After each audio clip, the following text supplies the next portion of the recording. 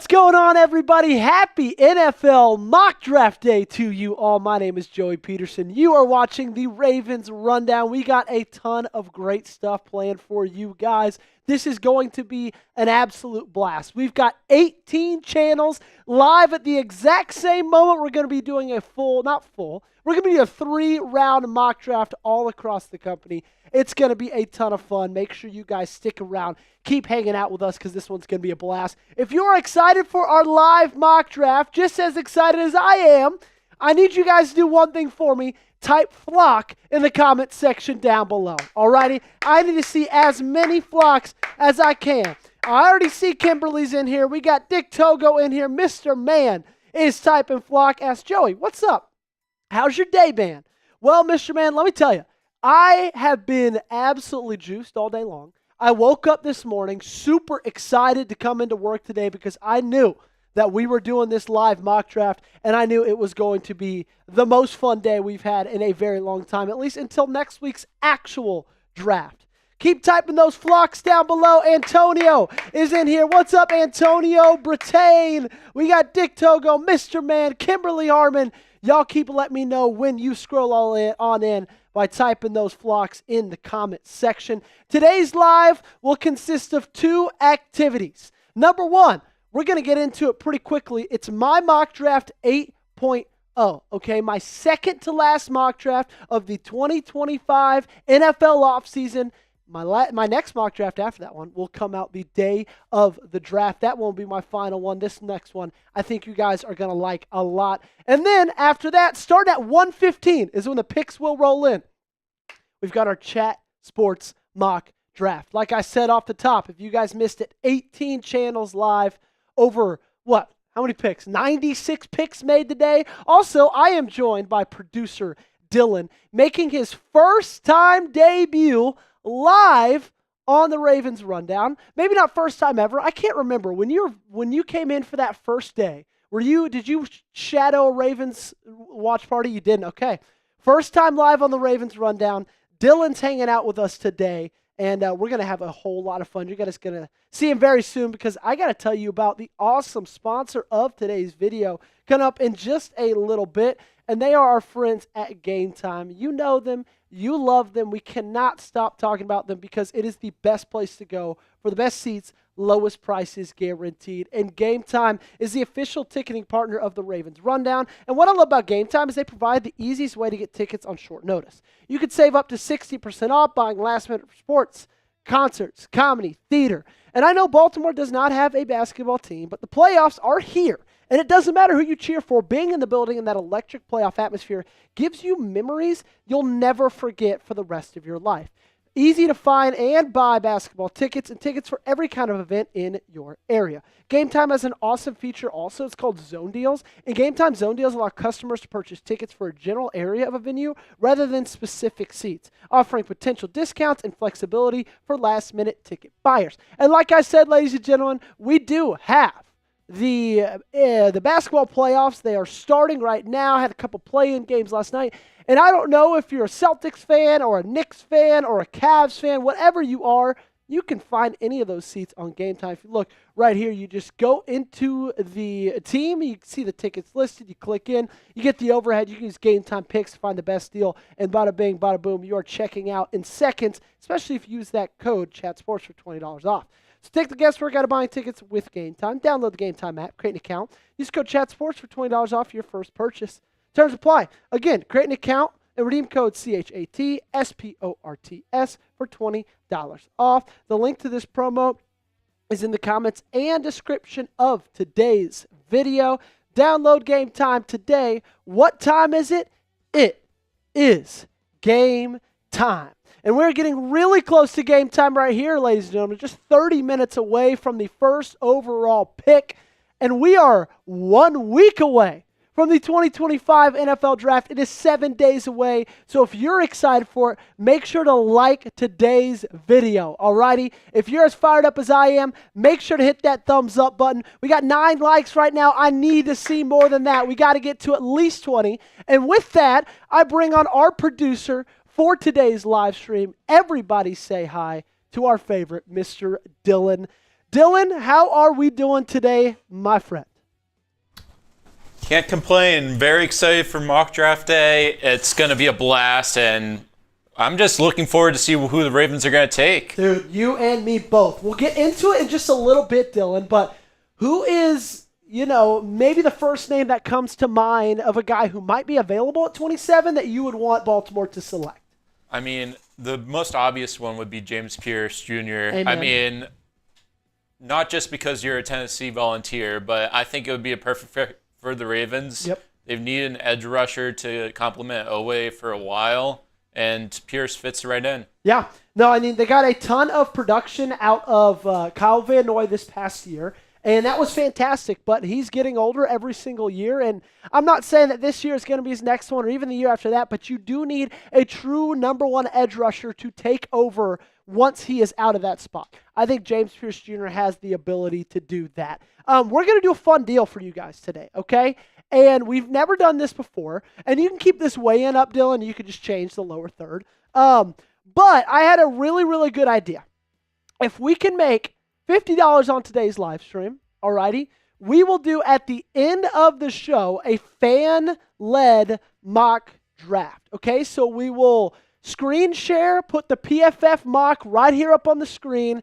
Every single time it's a Ravens selection, we're going to do a poll, and you guys decide who we will take. It is a draft controlled by you and only you, the people, with us right here on the Ravens Rundown. So $50 made today. We will do that. And also, for a little extra, little sweetened bonus, we will be raffling this off in just a week. We had it all season long. Over 70 Ravens fans have joined our bank. It's just $10 to enter. And so $10 gets us a fifth of the way there, also gets you in the bank, and a chance to win that when we do raffle it off during the 2025 NFL Draft. And speaking of that, we are just 7 days away from it, and you guys got to subscribe, okay? Because we will have everything you could ever want, everything you could ever need about the Baltimore Ravens getting ready for that over this next week or so, okay? We're going to talk visits. We're going to talk draft prospects. Like I said, I'm about to get into my 8th mock draft of the offseason. So if you guys have not already, make sure to hit that subscribe button. We're so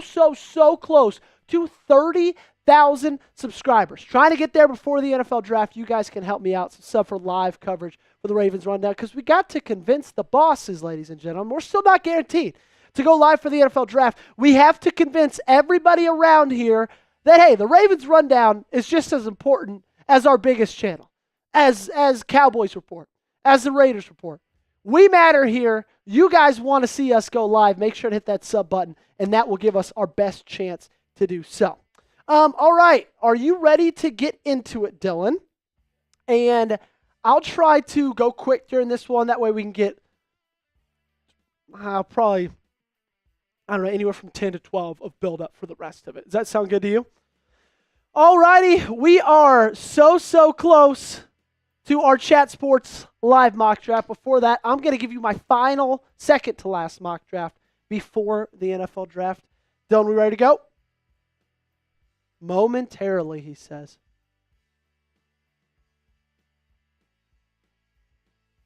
All righty, we're ready to go. That's coming at you right now. Ladies and gentlemen, we are 1 week away from the NFL Draft. First off, I could not be more excited. Second off, I'm a little bit sad because I've loved doing these mock drafts for you. This will be my 8th mock draft of the 2025 NFL offseason, and it is my second to last. The final one will come out next week right before the draft actually happens, but I'm giving you mock draft 8.0 right now. Let's get you all caught up on where the Ravens sit going into this one. They have 11 draft picks currently. The first one is their round 1 selection, pick number 27. They've got 2 4th-round picks, 4 6th-round selections, and they round it all out with pick number 243 in the 7th round.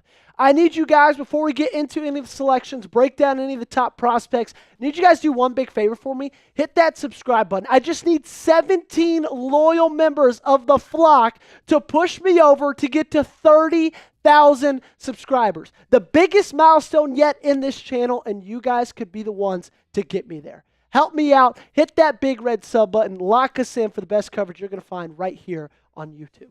Let's go to round 1, shall we? A guy we've drafted before and a guy I legitimately think there's a chance that Baltimore could draft. Give me defensive end James Pierce Jr. out of the University of Tennessee. And guys, I love James Pierce Jr., okay? And I've talked about it before. I'm going to continue to talk about it. I think there's a really good chance that this is the pick. Okay, I think James Pierce, because of the character issues that have come out over the last couple of months or so, I think he falls at least to you right here. There's some mock drafts that I see him falling the second round. I don't think that if he falls to 27, Baltimore is going to pass up, okay? Now, there is something interesting to note that I want to bring to light. Jeff Zreback tweeted this out earlier this week. He was in for the Eric DeCosta, John Harbaugh press conference, and DeCosta said that 15 prospects are off the Ravens board for either failing physicals or other red flags. Sound like that's a pretty typical number for the Ravens heading into the draft. So the one big question I have is, was James Pierce Jr. one of those 15? Is he one of those 15 that Baltimore sees some kind of a red flag in that they put him off his board? I don't think that he is. Okay, I get it. I've heard the rumors before about him not being a good culture fit, about him maybe not loving the game of football as much as you'd want him to. But I think Pierce needs a mature franchise with a great culture, okay? I think his career can go one of two different ways. If he lands in a place like Baltimore, in a place like Green Bay, in a place where they've established winning culture over decades, then I think he's going to turn out to have a really good career.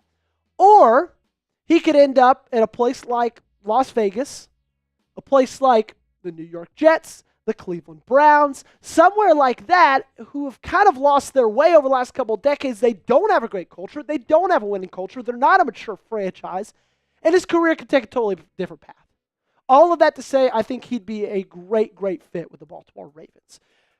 Red pin time. Get those out. Grade the pick for me. Let's throw it back to grade school. Give me an A, B, C, D, or F on my selection of James Pierce Jr.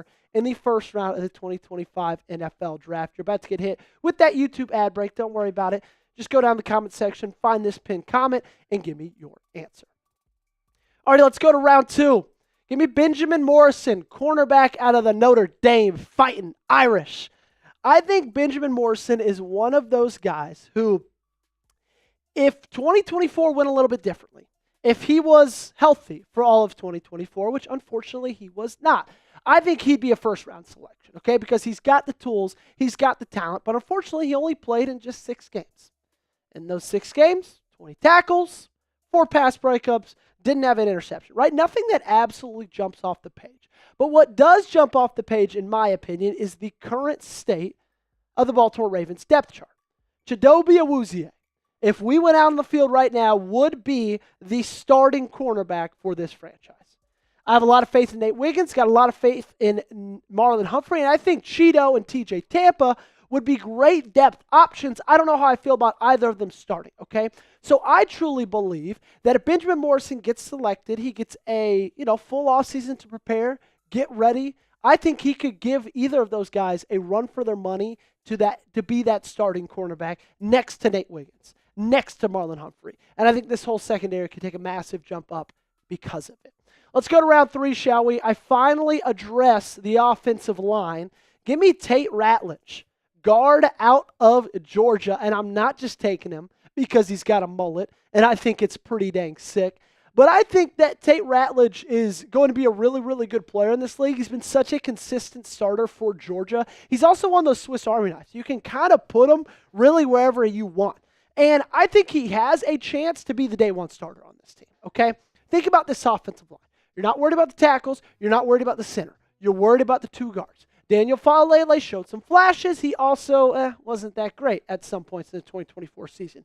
Andrew Voorhees, we only got to see him for 3 weeks, and then he was benched for the rest of it after he came back from that injury because Patrick McCarry slid right in. So now you got a big question mark in the left guard. You got a medium-sized question mark in the right guard. I think Tate Ratledge could come in here and give you something that you have a little bit of certainty in, okay? He can make you a little bit more confident in this offensive line, at least way more than you are with Daniel Faalele and Andrew Voorhees holding down the center, okay? And if you do draft a guard like Tate Ratledge, I'd have a ton more confidence in this group as a whole. Let's talk wide receivers now. Say on the offensive side of the football, give me Kyle Williams, Washington State University out of Wazoo, wide receiver. And I'm just going to shoot you straight. I think that this might be the steal of the entire draft. Kyle Williams in the 4th round. Okay, I wouldn't mind if Baltimore addressed wide receiver a little bit earlier. This kind of was just the way the board fell, and I'm so thankful that it felt this way because I think Kyle Williams has a chance to be a really great talent. I've seen some guys, some NFL draft experts have Kyle Williams as the 2nd best wideout in this entire thing, okay? And he was just one of those guys who just gave you a ton of production. 1,100 yards this last year at Wazoo, 14 touchdowns, 5 drops, and then 842 yards the year before, combined for over 2,000 yards and 131 catches in his last 2 seasons. Now, you might see the relative athletic score, and you might want to have a little bit of pause on it, okay? I would encourage you to not. Sure, he's a little bit smaller. Sure, he's not that big, but he ran a 4.440. That's incredibly fast. He's got medium-sized numbers. Other than that, I want to encourage you to just look at the tape, look at his game speed, look at his hands, look at what you need from him in this offense. I guarantee you he could be that person, okay? Because I love who you got right now at wide receiver. I really love the addition of DeAndre Hopkins. I love Rashad Bateman, love Zay Flowers. But I think this team needs a long-term option after Hopkins leaves to be that wide receiver 3, okay? Because Lord knows what's going to happen after this season. We don't know, alrighty? And so that's why I believe Kyle Williams would be a fantastic selection. All right, let's go into the 5th round and give me Saivion Jones, defensive end out of LSU. This is actually the 2nd of our 4th round picks, mind you. He had a decent year in 2024, 4.5 sacks. He had a ton of pressures, which I really, really like, 40 tackles. But what I love about Jones is like the testing is there. The ability is there. And I know I just told you to ignore that for Kyle Williams, but I'm telling you to look at it and see it as potential for Saivion Jones. I know this doesn't tell the entire story. What I really love is that 10-yard split. Really, that's when you need your edge rushers to be their fastest, and that was his fastest of all the splits in the 40-yard dash. He's got a really great broad jump. He has good length, right? He's a little bit over 6 foot. His arms are a lot longer, 33.5, and I absolutely love this prospect. I think he'd be a great fit with the Baltimore Ravens. Coming up, I got a spicy draft day trade. Moving up in the 5th. Giving up a little bit of the later picks, but you know what? Baltimore went into this thing with 11, so I think they can manage to have that happen. But before that, make sure you guys go check out our friends over at Game Time. If you need tickets to anything, basketball, football, baseball, comedy, they've got you covered.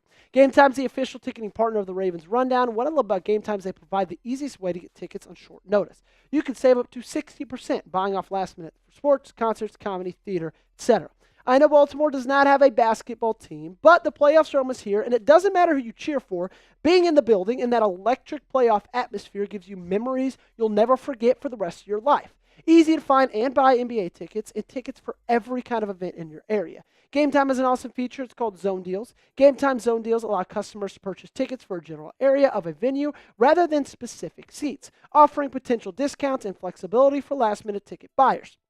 I absolutely love the Game Time app because it is just so easy to use. It's the only ticketing app that I have on my phone. And say I'm a big New York Knicks fan, right? They're in the playoffs right now against the Detroit Pistons. All I'd have to do, look up the Knicks. You see all the games listed there. Click into the one I want to go to. You get the stadium overview. You can press that awesome Game Time Picks button, which filters out all the fluff, shows you only the best deals on the best seats. And then very easily, you can see the view from your seat. You're checking out. Make sure to remember to use our code ChatSports for $20 off your first purchase, okay? If you don't use it, then I don't know what to say.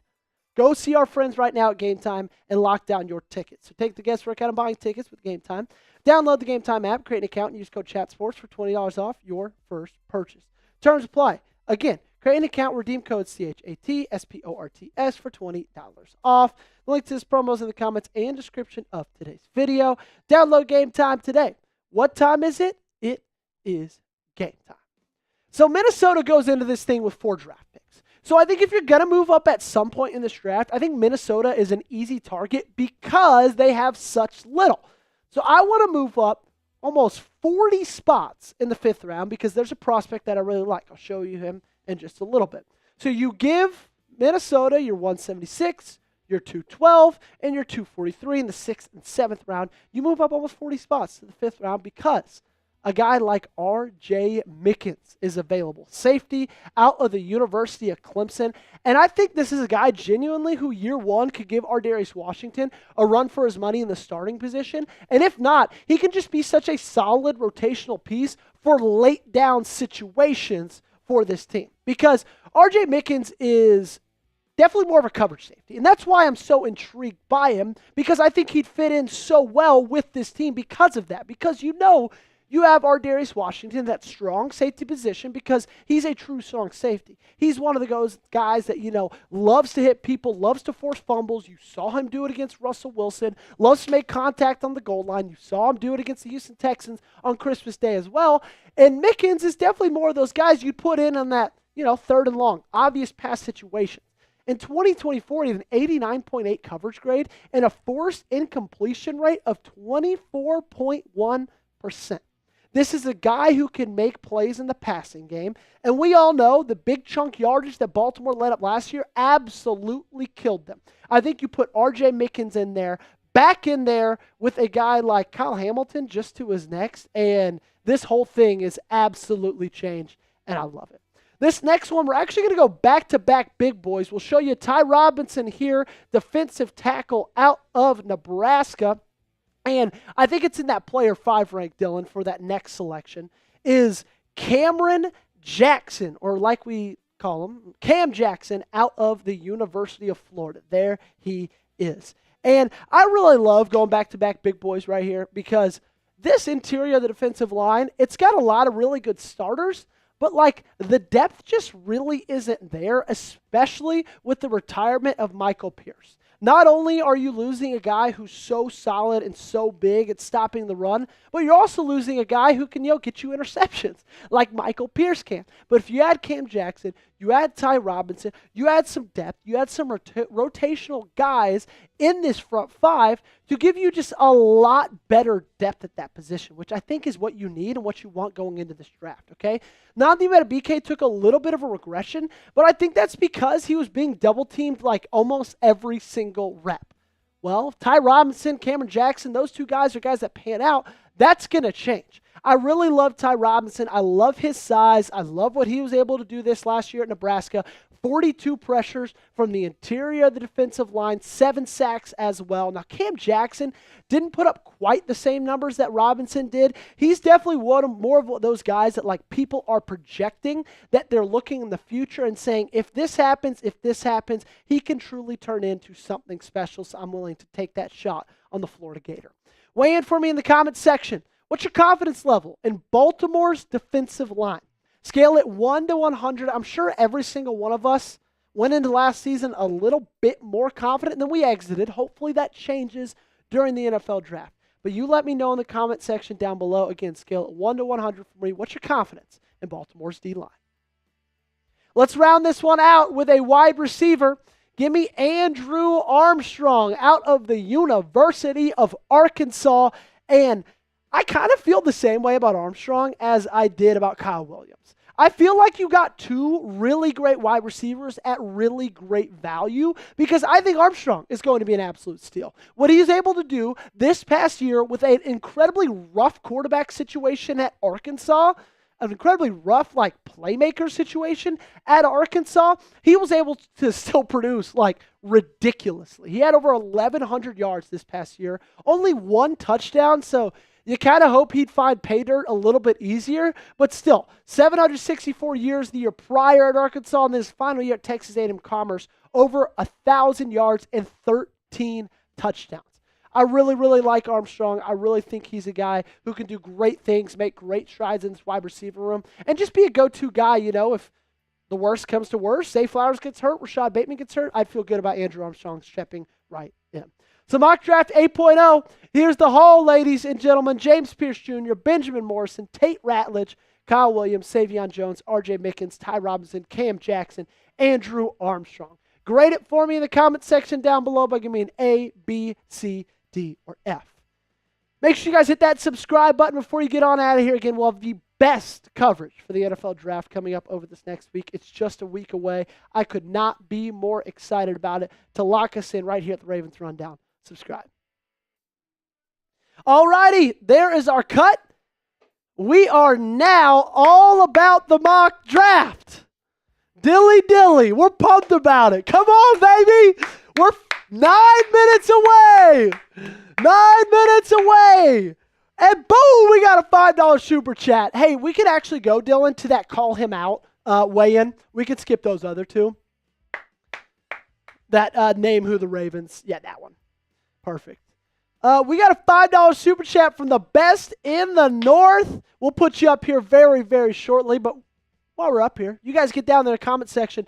Name who the Ravens should pick in the first round. I put a poll out. I had James Pierce Jr., Malachi Starks, Mykel Williams, Donovan Izaraku, all four of those guys. We have 58 votes. Malachi Starks is the leader at 38%. James Pierce Jr. is a close second with 33%.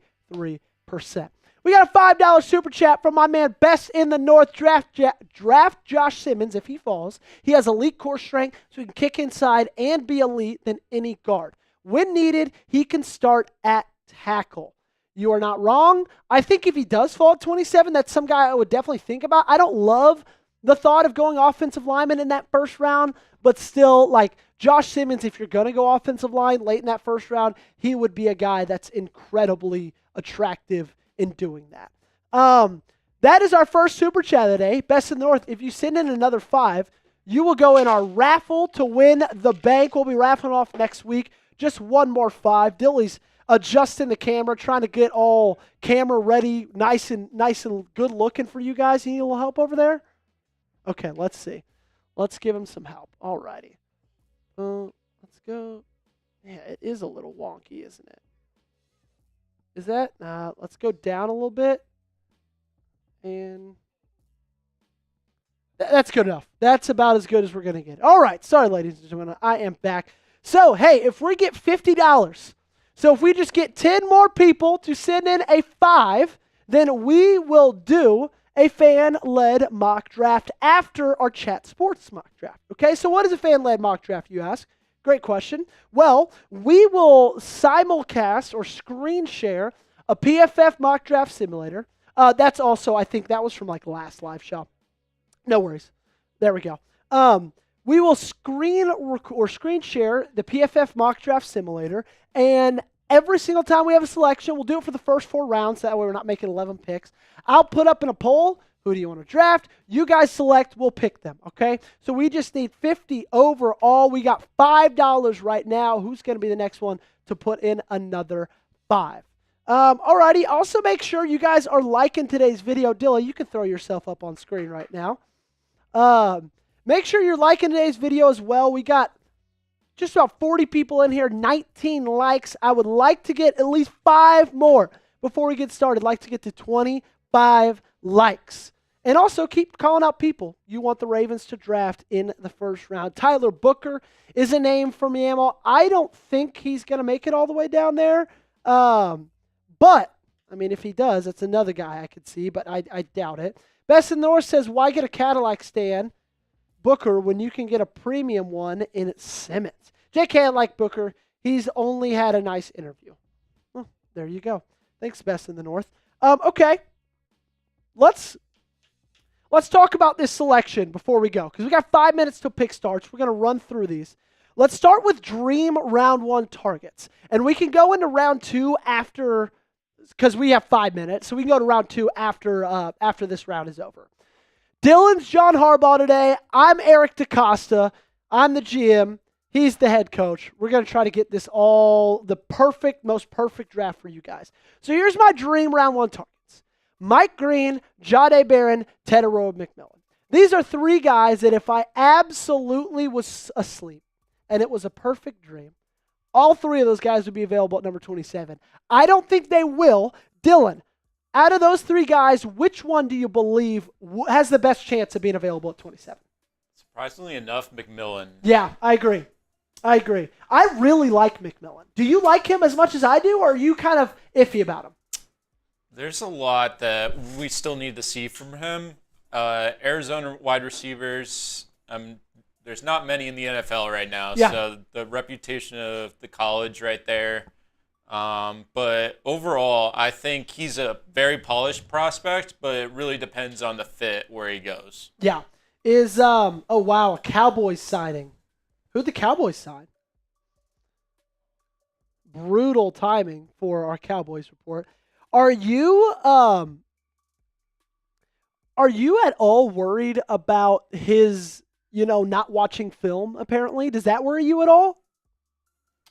I mean, the NFL, they're going to make you watch film. Yeah, I'm not worried about it, personally. Yeah. I think it's like one of those things. I also saw something like that was an older video, and so like people are kind of freaking out over nothing. But I'm not like, I don't want to say I don't care about it because I think it does matter a little bit, but like, dude, he's going to get right in the NFL. Okay, so there's the dream targets. Let's talk about 5 realistic round 1 targets. James Pierce Jr. out of Tennessee, who I just took in that mock draft. Malachi Starks, a safety out of Georgia, who Mel Kiper has had to Baltimore 3 straight mocks. Michael Williams, edge rusher out of Georgia. I think he's got a lot of projection in that selection. Wasn't necessarily used the right way at Georgia. Battled an ankle injury as well. If he can get right, if he can get healthy, he could be something special. Donovan Izaraku, ton of production at Boston College, but he's a little bit short, has incredibly long arms, which helps him a lot, but I think he's a little bit of a wild card. And then Luther Burden, wide receiver out of Mizzou. I think he will definitely be available at 27. He's a guy I've seen fly down a lot of boards, but I really like Burden. Is that ridiculous to really like Burden, Dylan? It's not ridiculous per se, but I mean, looking at all the other receivers in this class, he's definitely going to be the one where it's either going to be a shocker that he's taken so high, or he could even fall out of the first round. Yeah, I think he does fall out of the first round. What I have, not trouble with, but what I have frustrations with is people being like, dude, did you see his stats this year? Or do you see the fact that he catches 30% of his balls behind the line of scrimmage? He's going to suck, which, I don't think is true because I think it was more of a, happenstance of the offense he was in, the quarterback play he had at Mizzou and Brady Cook, who sucks. And I don't think that necessarily was his fault. Every time he needed to be a deep ball wide receiver, a deep comeback wide receiver, he was able to do that. All right, Dylan, you ready to get some graphics up there on the screen to get ready for this draft, my friend? Let's freaking do it. We've got about a minute and some change until we are selecting till the first overall pick is selected in our mock draft. It is the Tennessee Titans on the clock very soon. I think we all know who they're going to choose, and so I guess that's not that much of that's not going to be that much of a surprise. But after that, you got the Browns, and then you got the Giants. I would love to hear you weigh in a second, Dylan, when you get that all figured out. I have a feeling Browns are going to go Travis, Giants are going to go Abdul. And if I were the Browns, I would go Travis over Abdul because you're going to have a really good edge rusher almost every single class, okay? Every single draft, edge rusher is the most common first-round pick of all time, okay? And so you're going to find, I'm not saying maybe you won't find an Abdul Carter next year or the year after that, but you're going to find really good picks. That looks great. You're going to find really good picks over the next couple of years in the edge rusher position. There's never been a Travis Hunter, right? And so if I'm Cleveland and he's available at 2, which I think we all know he will, that's the pick I'm going with. I'm curious to hear what you say, Dylan. I mean, Travis Hunter is a one-of-a-kind prospect. Yeah. No one has ever seen a player that what he can do. I mean, it's almost unheard of in football, but if you look at baseball, I know, earlier today, Browns general manager was saying how he's kind of like Shohei Ohtani in that sense. Yeah, no, he is. He literally is Shohei Ohtani. And I would not pass up on him at all. So the Titans are officially on the clock. We are underway. When they make that selection, if we could do selection top and then a weigh-in for them to spam flock underneath it. That way, just like after the pick is made, no matter what. So the Titans are on the clock. I think we all know who this is going to be. I have a feeling it's going to be Cam Ward. Is that the pick officially? Yes, it is. There is the official selection, ladies and gentlemen.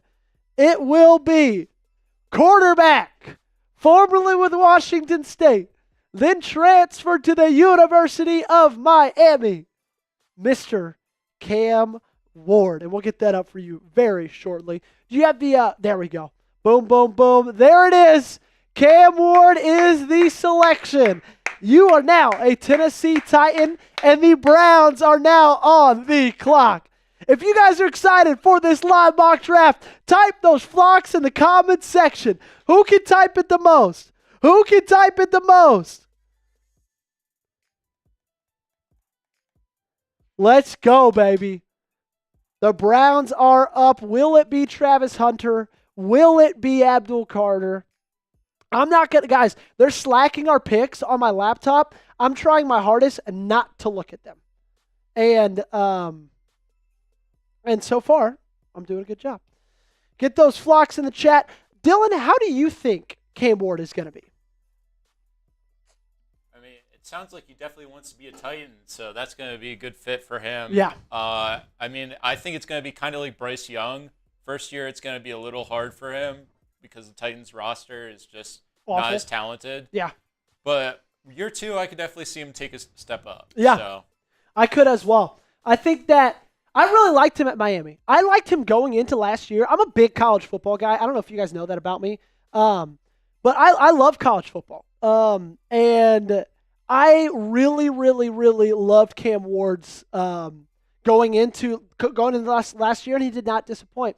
All right, pick number 2 is in, and it is Travis Hunter, cornerback and wide receiver out of the University of Colorado, the Buffs. He's off the board at number 2, which means we pretty much all know where New York is going with number 3. Dylan, did you see that Colorado is retiring Travis Hunter and Shedeur Sanders' number? What are your thoughts on that situation? Travis Hunter, yes. Shedeur Sanders, that's just because Deion's there. Literally. It's just because he's the coach's son. Yeah.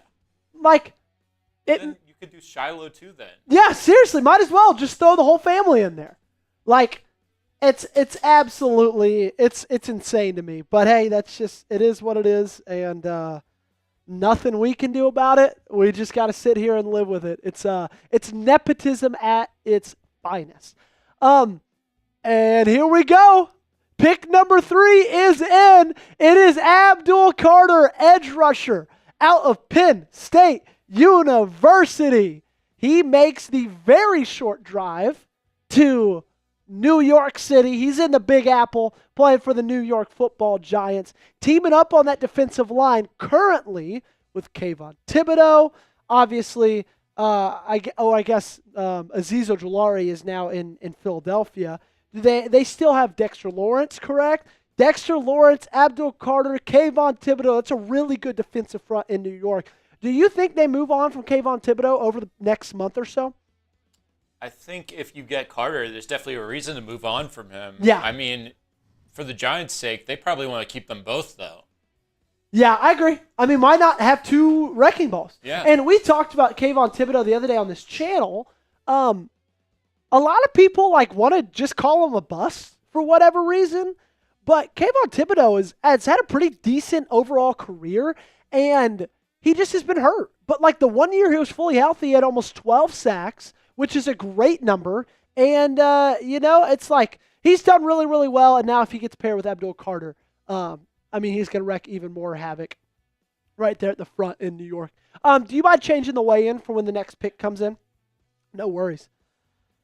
So pick 4 is in for the New England Patriots. And let me tell you, if I'm Drake May, I'm a little bit excited about this one because a little bit of reinforcement on the front. Will Campbell, offensive tackle out of LSU. If you look at Dane Brugler's most recent mock draft, he actually was listed as a guard, which is interesting. I think it's because they're worried about the length of his arms. He's got really short arms. But in my opinion, that never affected anything in college. He was still a really, really good college offensive tackle for LSU. And so, like, I have no worries about him being able to play tackle in the National Football League. Are you worried about the short arms? Like, do you think that's something to worry about? I don't think it's something to worry about, but I think Membu is going to be the one that has a higher ceiling than Campbell. Yeah. Yeah, it'll be interesting. I think that Membu could go anywhere from like 6 to where do you see the like latest Membu falls? We got a shocker 5th round pick? 4th. Okay. Shocker 5th round selection from the Jacksonville Jaguars. Now, we don't have a channel for Jacksonville, so this pick was simulated. Wow! Oh my goodness. The Chicago Bears are rolling over because Tyler Warren is a Jacksonville Jaguar, joins Liam Cohen, Trevor Lawrence, and anybody else they still got on that team before they excommunicated everybody during NFL free agency. But the tight end out of Penn State is now a Jaguar. I'm not saying I could, like, that this is going to happen, but Liam Cohen is such a strong offensive coordinator, and you can do so much with a guy like Tyler Warren. Like, what he can do from just in the backfield running perspective. He can throw the ball if you need him to. He's got wonderful hands. He's not the best blocker in the draft. He's not the best blocking tight end. Colson Loveland is a far better blocker than Tyler Warren is. But, man, I think his upside is incredible. He reminds me a lot of like a George Kittle who can just do a ton of stuff. And Tyler Warren is the number 5th overall pick to the Jacksonville Jaguars. Grade that pick for me in the comments section. Great weigh-in right there, Dylan. Oh, Jill and Addison Taylor are here. Addie says hi from Addie and Grammy. Hello, Grammy. Hello, Addie. Love you guys. Miss you guys. And if you guys didn't know, Tyler Warren is now a Jacksonville Jaguar. Although, I know, and it's not. I'm glad it's not Tedero McMillan, though, because I want Tedero McMillan to fall to 27. Do we have a pick for the Raiders?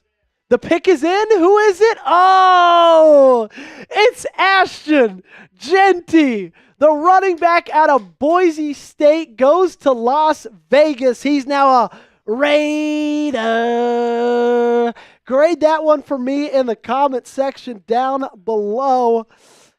Wow. Jeanty with Pete Carroll, round 1. I don't know if you guys saw it, but Ashton Jeanty wrote a letter to a bunch of general managers and said, you know, it's tackle football.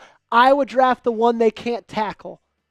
And then signed his name, which is like pretty badass if you ask me.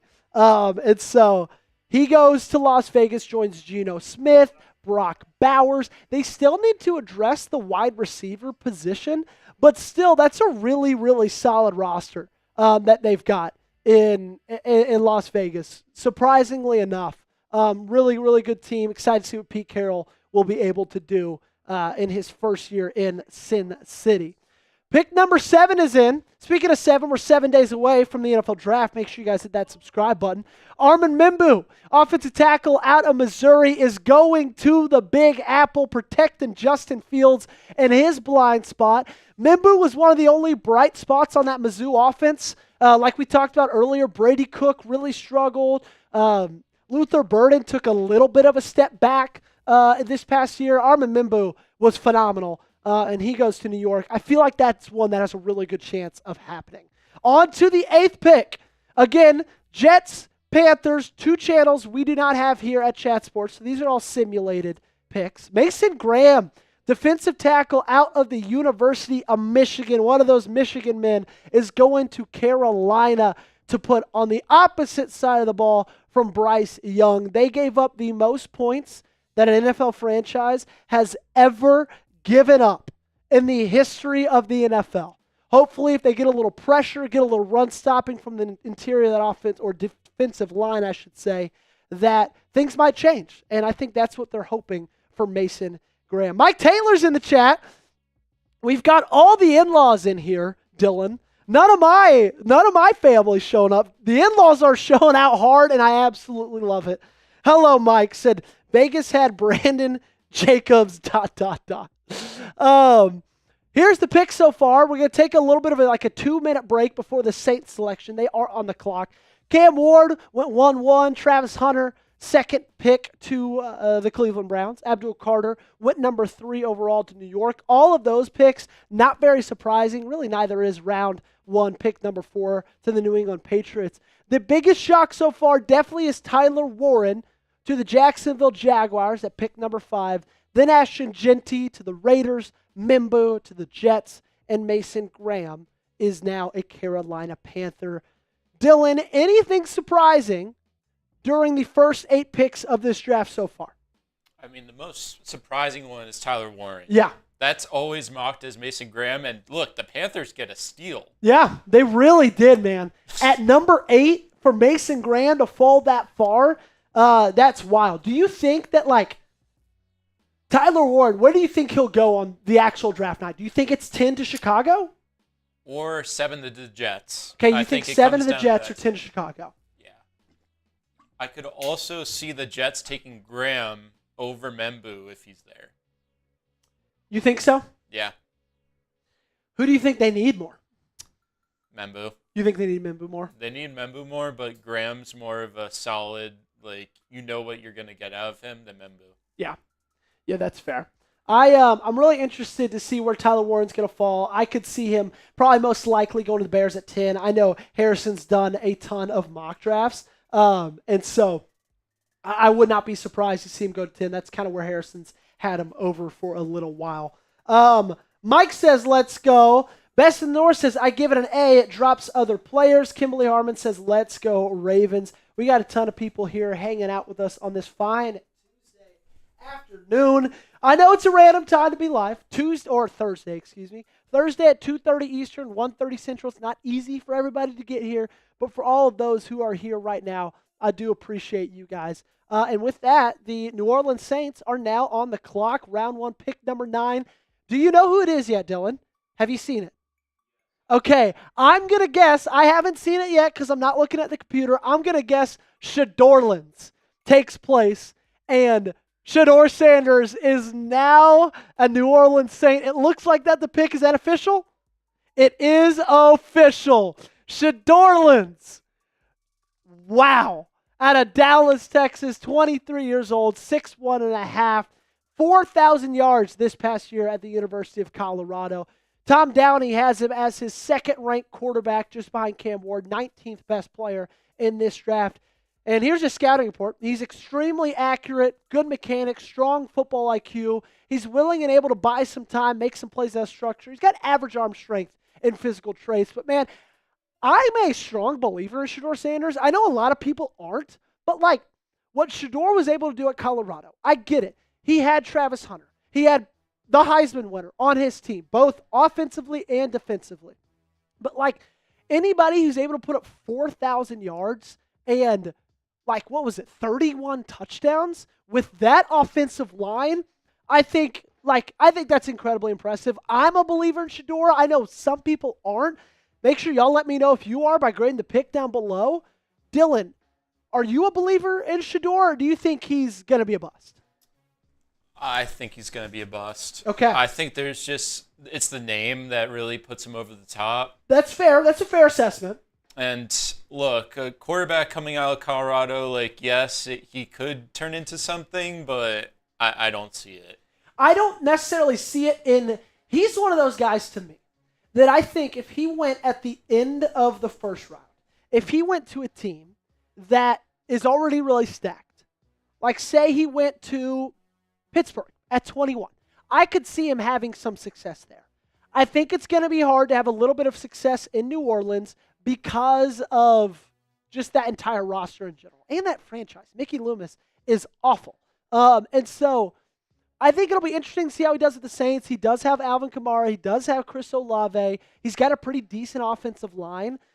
Pick number 9 is high, probably higher than his overall ranking suggests. But hey, Kellen Moore wants a quarterback, and now he's got one with Mr. Shador Sanders. Jordan Clements is in the chat saying, big on Shador, big on Joey. Kimberly said, when are the Ravens going to pick at number 27? I'm in the driver's seat. I am in the driver's seat, Kimberly. Mike said he's better than D. Carr, but it's about where he lands and the coach. Could not agree more. Yamel says no franchise can replicate Lamar Jackson. Couldn't agree more. The pick is in for Chicago, and oh no. You can show it, Dylan. It's Mike Green. That is so depressing. Mike Green to the Chicago Bears. I knew it was a hope and a prayer. I really wanted him to fall. He wasn't going to. I think he's, outside of Abdul Carter, the best edge rusher in this class. I think that Mike Green is closer to Abdul Carter than the third best edge rusher is to Mike Green. What he was able to do this last year at Marshall, and I get it, not the best competition in the world, but still, what he was able to do at Marshall, 17 sacks, almost 60 pressures in a season. Like, this dude was absolutely unbelievable, and everybody had massive question marks. What's he going to be able to do when he gets to the Senior Bowl, when he's playing elite competition, when he's playing D1, SEC, Big Ten competition? You know what he did in one of his reps?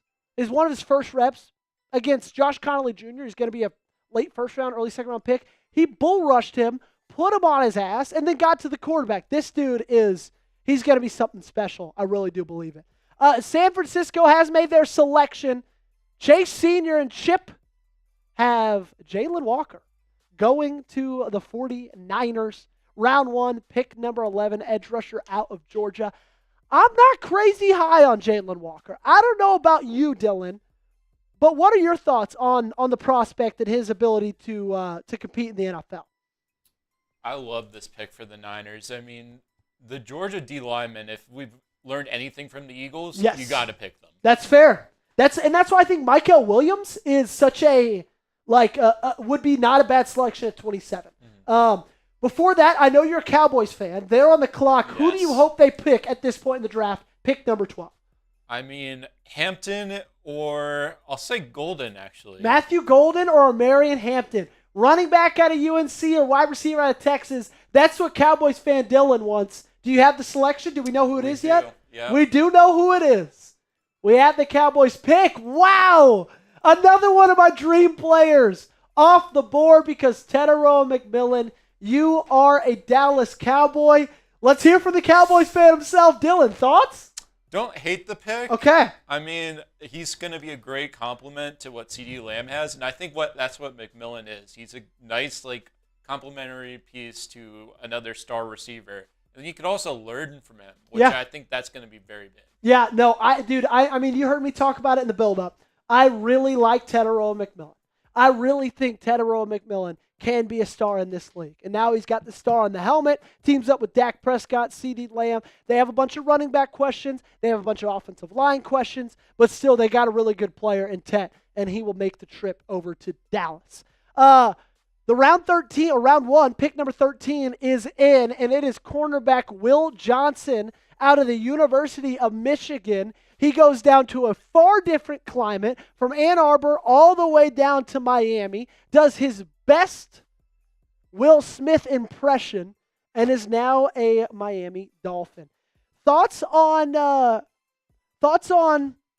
Will Johnson and the risk you could be taking with drafting him, because he was injured with turf toe during the season. He had a hamstring injury that kind of delayed his pro day a little bit. Do you think there's a little bit of risk in that selection, or do you think he's going to be a good player?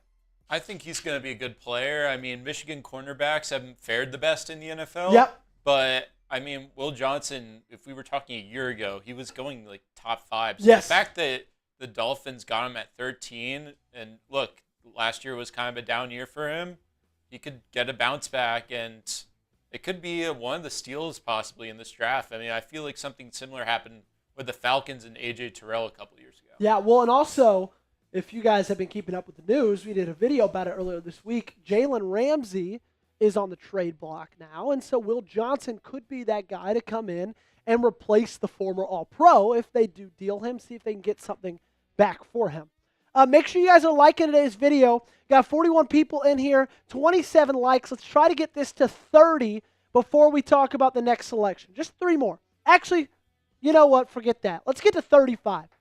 35 likes before the next selection. Go ahead and hit that thumbs up button if you have not already.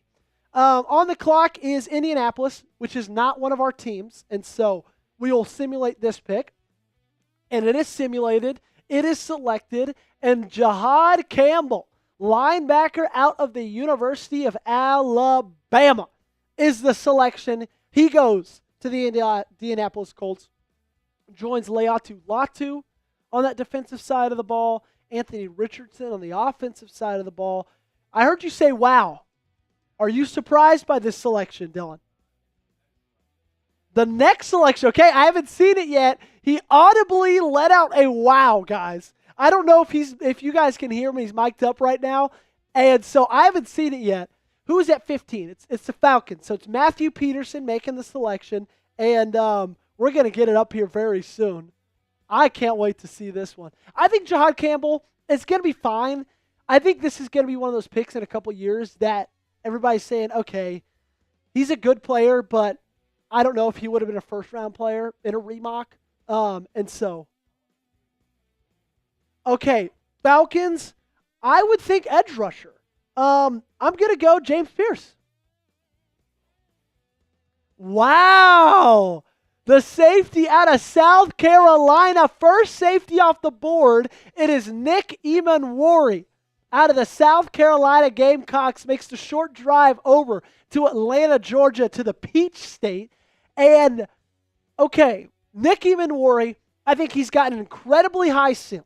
I think this dude's got an absolute chance to be one of the stars of this class, one of the stars in this league. But his floor is so incredibly low. He had fine film. It was really just the way that he tested that just put him off the charts.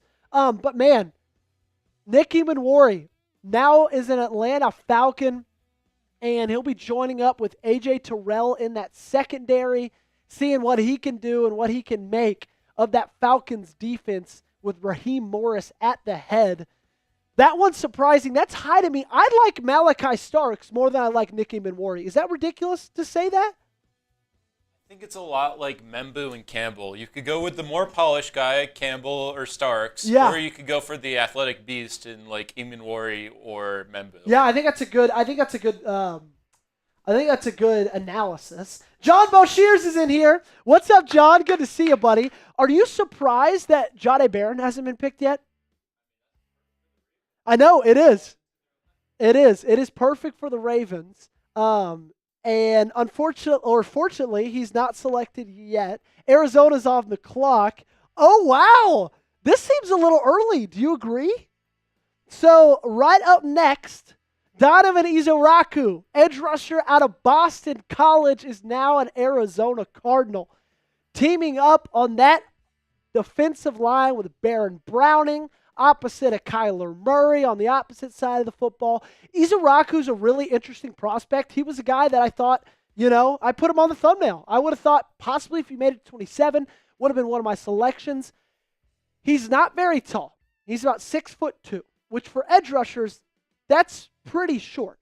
And so he's got that to, be a really big question mark when scouting him. However, he's incredibly fast. He produced a ton, over 16 sacks this last year for Boston College, and he makes up for his lack of height with really long arms as well, okay? And so, he might not be 6'5", 6'4", like the James Pierce Juniors and those guys are, but he makes up for his arm length, he makes up for it in his pass win moves, and he also is just incredibly persistent when getting to the quarterback. John said, let's get the Ravens on the clock ASAP. I agree, John. Should just be a little bit, and damn it! Jahdae Barron, cornerback out of Texas. I literally was thinking when Cincinnati, I saw they're on the clock next, I was like, it's going to be Jahdae Barron, isn't it? The Texas corner, who you already know looks good in orange and white, sticks to that color, goes up north to Cincinnati, and really tries to help them in that defense. They have an unbelievable offense, had one of the best offenses in the entire National Football League, and they had the worst defense in the National Football League. And they re-signed T. Higgins, and they re-signed Chase to some massive contracts, and so they really handcuffed themselves for spending on free agents on the defensive side of the football. so they want to build in the draft. I think Jahdae Barron is a really good way of doing so. Let's look at the best available currently for ESPN. Walter Nolan, Michael Williams, Josh Simmons, Malachi Starks. Do not let him get picked. I want to have the option of both Malachi and James Pierce when I choose. Those are your top 4 best available. On the clock right now is the Tampa Bay Buccaneers, or excuse me, it is the Tampa Bay Buccaneers because the Seahawks just made their selection, and they just went with a guy named Colston Loveland out of Michigan. He doesn't go rejoin Jim Harbaugh in Los Angeles. He gets picked 5 selections earlier, and he goes to Seattle. And that Seattle offense now with Sam Darnold, now with Cooper Kupp. Obviously, they got Jackson Smith and Jigba. I would have thought that they needed to get a little bit better on the offensive line, but I guess they didn't really love anybody that had fallen to them, or they thought it was a little bit of a reach at 18, so they get Colston Loveland. Pick number 19 is in for Tampa Bay, and it is Shamar Stewart. Everybody boo him. Boo! Edge rusher out of Texas A&M. Dylan, I don't know how you feel about it, but I am maybe the biggest Shamar Stewart hater in this entire company. Do you think he's going to be any good at all? We're just going to have to see. I mean, going to Tampa Bay, that's definitely a great landing spot for him. Yeah, next to Vita Vea on that offense or defensive line. Like, he doesn't have to be the main guy. I mean, at the end of the day, the production, it's not the best. But it's not even not the best. It sucks. Yeah. 4.5 sacks in 3 years. I ain't doing that. I don't know. That might just be me, bro. But maybe Tampa Bay wants to go ahead and lock more from him. Yeah, I guess so. John just said, who's got the worst draft pick so far, in your opinion? I think that one we just saw from Tampa Bay, John. But if you're asking me about earlier in that, I think Tyler Warren at number 5 is a little bit too early. We got our round 1 20th selection. First rounder, running back Omarion Hampton, second running back off the board. He joins Bo Nix in Denver. And you know what? Sean Payton's building himself a little bit of an offense there, and one that can last a long time. Both those guys extremely young in their NFL careers. Bo Nix, I know, is like 65 years old. But still, Omarion Hampton, he showed really great things out of North Carolina. A lot of people, or some people, even thought that he might have been a little bit better than Ashton Jeanty or had at least a better pro potential. The Pittsburgh Steelers, now this is where everybody boos. Boo! Pittsburgh Steelers are on the clock, and they chose Derek Harmon, defensive tackle, out of the University of Oregon with their 21st overall pick. I think Derek Harmon's a really interesting case study because he's a guy that, was insane at rushing the passer. Like, he was the best interior defensive lineman at pass rush. But he missed a lot of tackles. Had the highest missed tackle rate of any defensive lineman in football. And so he's going to be interesting to see how he works out there in Pittsburgh. Obviously, he's going to be on a really good defensive line in general. And so not a bad selection at all from Pittsburgh right there. John's booing. Joe's booing. I absolutely love it. And now we got our 22nd overall pick. Los Angeles selects Kenneth Grant, another defensive tackle out of the University of Michigan. You guys let me know down below who the Ravens should draft at number 27.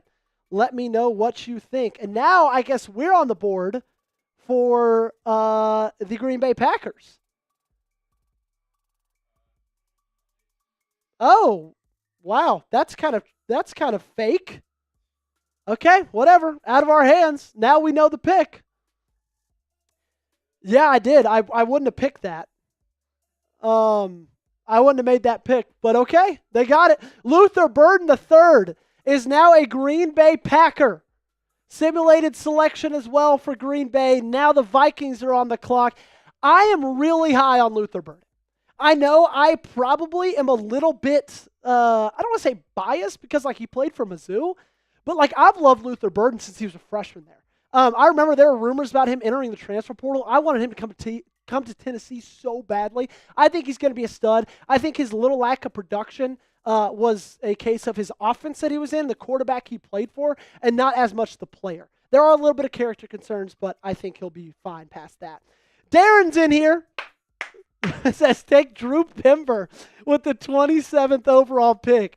Yes, Drew Pember, forward out of UNC Asheville.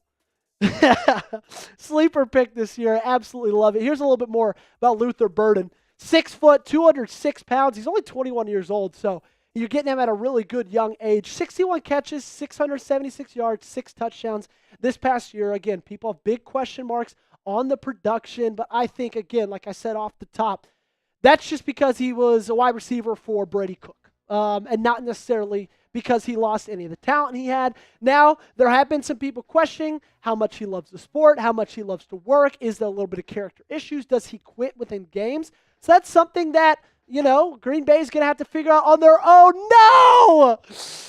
He is off the board. Malachi Starks, safety out of Georgia. Wow, I really wanted him and James Pierce Jr. both to be available. And right now, on my realistic round 1 targets, only James Pierce Jr. and Michael Williams are still available, which is okay, because I've said from the start, I want it to be James Pierce Jr. That's how I've been this entire year, entire offseason. He just has to make it a little bit longer. Here's my realistic first-round targets. Malachi's gone. Donovan's gone. Luther's gone. But you still got James Pierce, and you still got Michael Williams. John Jones says, Luther Burden, great pick to add to what we have. Wow, do it. John Boshier says, Luther goated. Kimberly Harmon says, lame. Mogg says, damn. Yes, Sam Man says, yes, draft Tyler Booker. John, do you remember us watching Luther Burden and being like, man, I really want him to transfer to Tennessee? Like, we were just like making up this situation and where he leaves Mizzou and comes to the Vols. The pick at number 25 is in.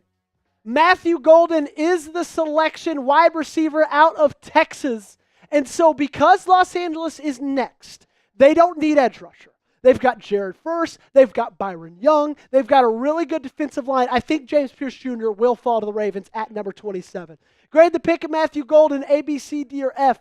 I tell you this, if Golden would have fallen to 27, I would have thought about taking him. I really would have. We got a ton more people in the chat. Make sure to like the video while you're hanging out with us. Also, if we make $50 on today's stream, we will be doing a fan-led mock draft at the end of it. So y'all stick around for that. Pick number 26 is in. Kelvin Banks Jr., guard out of Texas. Wow. So that means I can send it in. I want to send this in. That means we're getting to select the guy I've wanted for the entirety of this draft. Give me the Tennessee Volunteer. Give me a baby. Come on. Oh, my goodness. I'm hyped. Dylan, how do you feel about it? You think this is the selection at this point? I mean, he's one of the best players still on the board. I agree. I don't know how he fell so far, but I mean, the off-the-field issues, we always see it with a player, and then they just go ahead and dominate in the NFL. Yeah, they do. No, you're 100% right.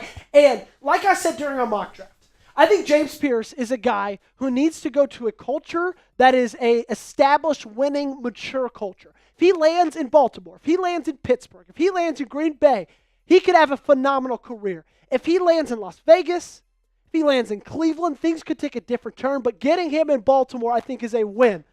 And James Pierce Jr., taking the trip up north to the Charm City, is now a Baltimore Raven. Pick number 27. Hey, James Pierce Jr. did the Joey Petersen route from Knoxville to Baltimore. Grade the pick down below. Give me an A, B, C, D, or F. Joe's giving it an A.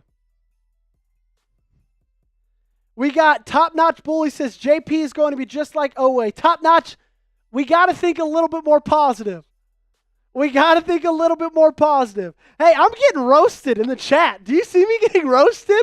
Not in our chat. In our work Slack message, I'm getting roasted. John gives it an A+. Sasquatch says F, really bad pick. Mike says Beast with Balt. Darren says A+. Yam Sam Man says B. The Greatness says there are no character concerns. That's pure slander. Sasquatch says character concerns. Okay. I'm going to shore this all up right now. Okay. If you're a good football player and you have character concerns that aren't necessarily like illegal character concerns, I can deal with that, okay? I can deal with James Pierce Jr. maybe, not wanting to go to a college practice or two. Okay? I know that sounds ridiculous, but like you get him in the right franchise, and Baltimore is that right franchise. Like I've said this entire time, he has to go to the right place, and I think Baltimore's the right place. Here's the guy you're getting with James Pierce Jr. 38 tackles, 13 tackles for loss, 7.5 sacks, and that big number of 55 pressures.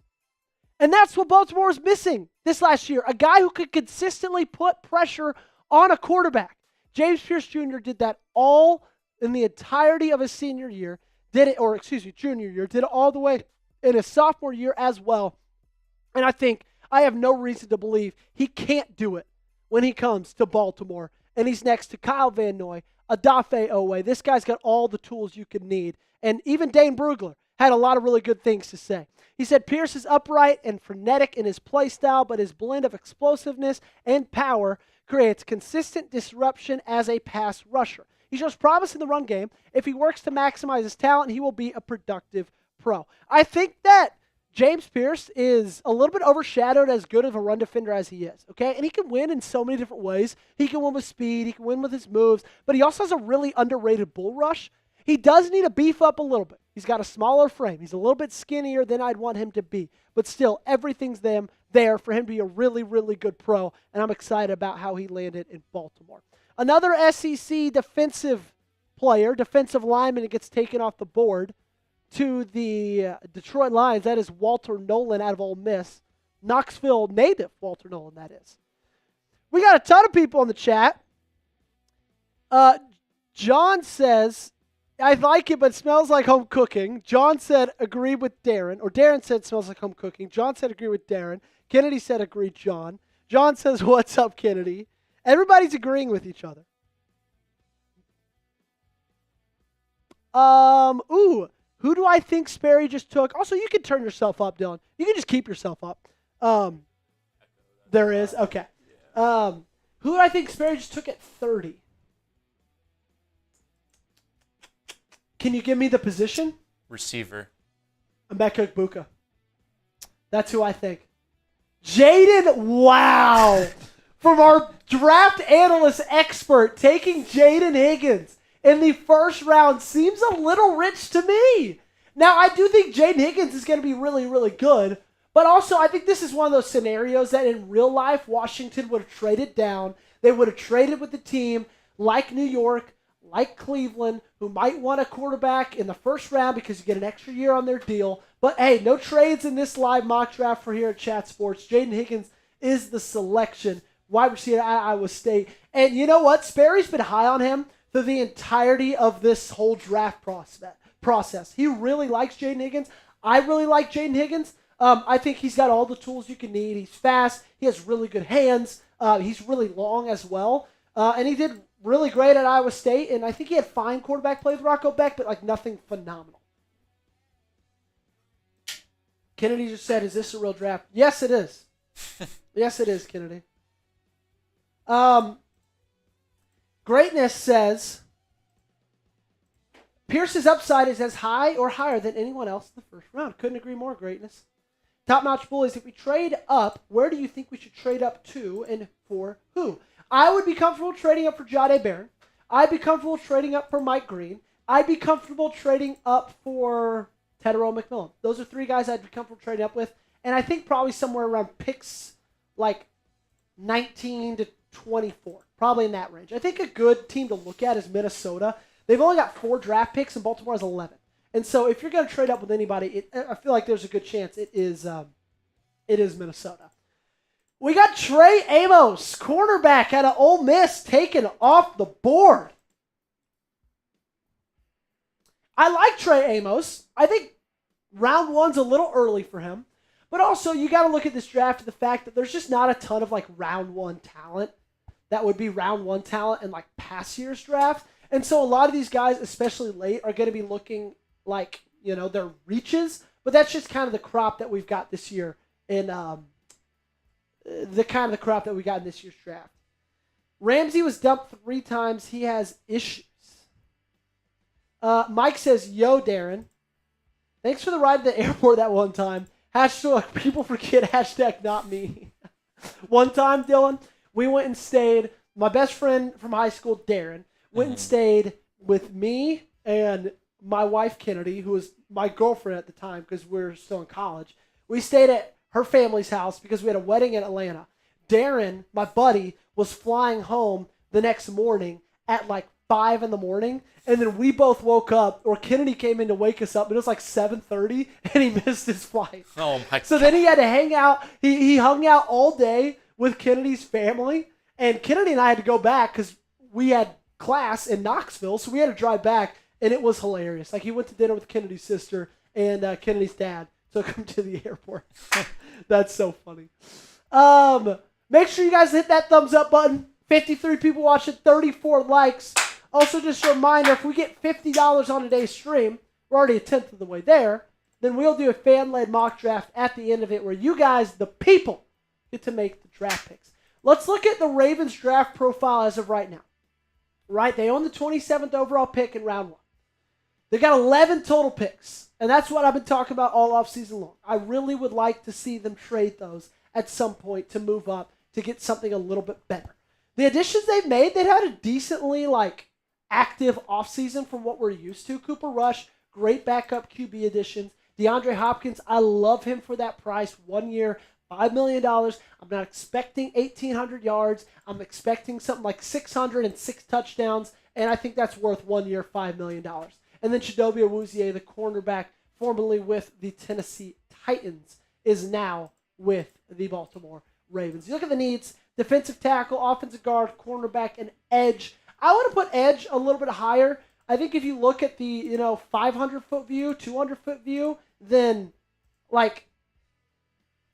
then people are going to say, you know what, we don't need edge help. We got 54 sacks, but they just couldn't get consistent pressure. Gray Zabel is the selection to Kansas City, round 1, 31st overall pick, the center out of North Dakota State.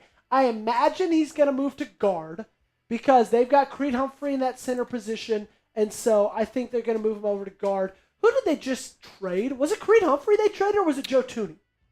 They traded Joe Thuney. They traded Joe Thuney to who? The Bears? Yeah. Joe Thuney to the Bears over this offseason. And so I imagine that Gray Zabel is going to move over to that guard position and be a Joe Thuney replacement in a sense. And now we got the last pick of the draft. Round 1, pick number 32, Philadelphia. And then we start it all over. Classic Philadelphia. Getting a Georgia Bulldog on that offensive line. Michael Williams falls to the Eagles. He joins that Super Bowl roster. And man, Michael, I would have thought about Michael at pick number 27. I really would have. I think he's going to be really good. I think he was misused at Georgia. They used him a lot in that four-tech spot, which is like the inside of a tackle's shoulder instead of on the outside of a tackle's shoulder. And so I just think he was misused, battled an ankle injury pretty much for the entirety of it, but anytime he was fully healthy, he was a stud. All right, let's look at how this first round ended up. The biggest surprise in the top 8, definitely Tyler Warren to Jacksonville. That means the Panthers got a steal at pick number 8 with Mason Graham. You look at the next 8 selections, Shedeur Sanders is in New Orleans. That means Shedorlands is now officially in full effect. Mike Green goes really early, and you can push that across now, Dylan. Mike Green goes really early with Chicago, pick number 10. Nicky Benwari also goes really early to the Falcons. I think that was one of the biggest reaches of this draft so far, but you got a really defensive, group right here with these 8 selections, 6 of them being defensive. You only have the 2 offensive players in Shedeur Sanders and Tenero McMillan, who did go to the Dallas Cowboys. And if we could put up the next 8 selections, you will see The pick number 17, Jahdae Barron, cornerback out of Texas, goes to the Bengals. Colson Loveland to the Seahawks. I think Shamar Stewart, it's a massive reach right there out of Tampa Bay. Interesting for the rivals to pick up Derek Harmon in Pittsburgh. Luther Burden goes a little bit earlier than I would have suggested at Green Bay at pick number 23. Malachi Starks is off the board to the Minnesota Vikings. And here we are, our 8 selections. James Pierce Jr., number 27 to Baltimore. Matthew Golden, number 25 to the Texans. Jaden Higgins, one of the bigger reaches to the Washington Commanders. And then, of course, you round it out with Trey Amos, Gray Zabel, and Michael Williams. We'll ask you guys to grade that first-round pick in just a second. Before that, make sure you guys go hang out with our friends over at Game Time. It's the only ticketing app that I have on my phone. It's the only ticketing app you should have on your phone as well because it is so dang easy. And Game Time is the official ticketing partner of the Ravens Rundown. What I love about Game Time is they provide the easiest way to get tickets on short notice. You can save up to 60% off buying last minute for sports, concerts, comedy, and theater. I know Baltimore doesn't have a basketball team, but the playoffs are almost here, or they are here, and it doesn't matter who you cheer for. Being in the building in that electric playoff atmosphere gives you memories you'll never forget for the rest of your life. Easy to find and buy NBA tickets and tickets for every kind of event in your area. Game Time has an awesome feature. It's called Zone Deals.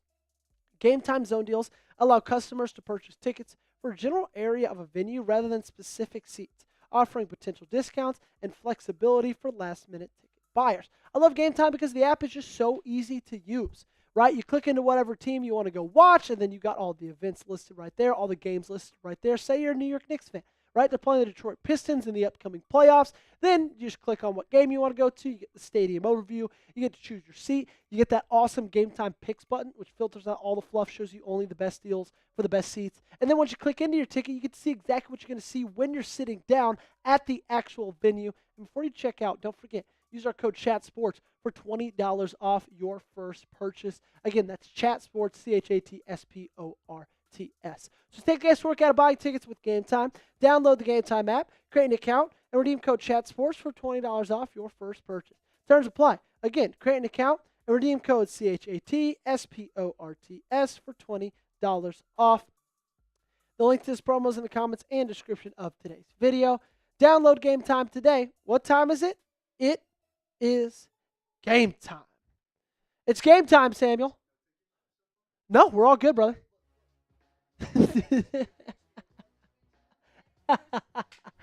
Sam thinks I reached on James Pierce, everybody. He's wrong. Wrong.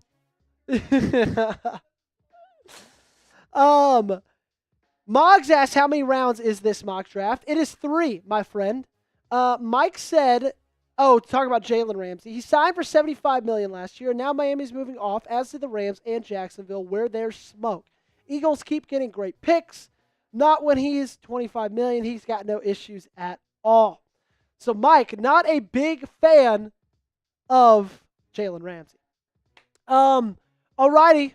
We got some upcoming picks for you guys. We got a little bit longer where we're off the clock. But up next are the Cleveland Browns. Any thoughts on where they're going to go with pick number 33? Let's look at who's still available. Actually, before we do that, do you mind showing my dream targets and realistic targets for round 2? Alrighty, let's take a look real quick about my dream targets for round 2 in this draft, my realistic targets for round 2 as well. Sasquatch says, I hope we get Watson the second, need a safety bad. He is on my dream round 2 targets. Would love if he fell to number 59. J2 Tuimoloau, the edge rusher out of Ohio State, is also on that list. And Maxwell Hairston, the cornerback out of Kentucky. Let's talk more realistically, though, okay? Darian Porter, the cornerback out of Iowa State. I could truly see him falling all the way down to pick number 59, as I could Omar Norman-Lott. However, I think after drafting James Pierce Jr., I probably can't pick another Tennessee Volunteer because I think all my cred would be gone. Benjamin Morrison, the cornerback out of Notre Dame, I think he's going to be solid. Only played 6 games this last year, but prior year to that showed some really great promise. Jaden Higgins, wide receiver out of Iowa State. They had some really good receivers. Jaden was one of them. Wait, no. He was selected, right? I totally forgot. Wow. He is gone and out of here in the first round to the Commanders. And then Carson Schlesinger, the linebacker out of UCLA. Oh, I didn't mean to say, Joe, that he was on the offensive line. Greatness says, I'm swinging for Darian Porter in the second. I agree. I would love Darian Porter. I think he'd be awesome. Here's the best available per ESPN.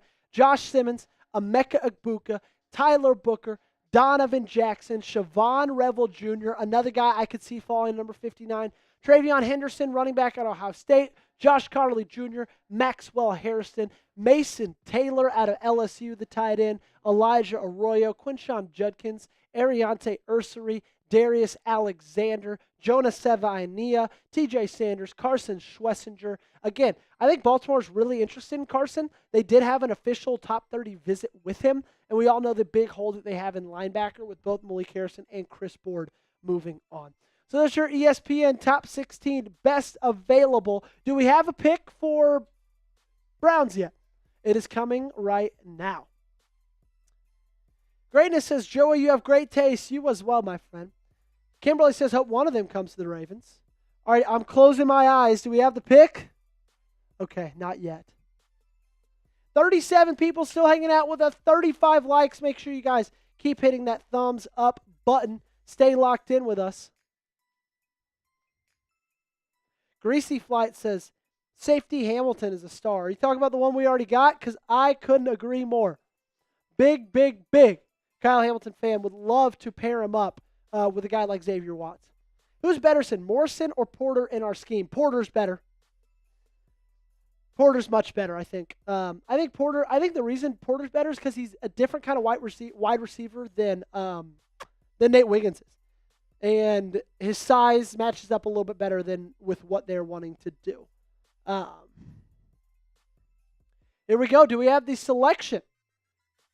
We do have the selection. The first overall pick in the second round of the 2025 NFL Draft. We got Greasy Flight saying, and I am a Browns fan. Well, you love him because he dropped that interception against y'all in like week 9 and then lost the game. At least Baltimore lost the game. Y'all didn't. Jameis Winston.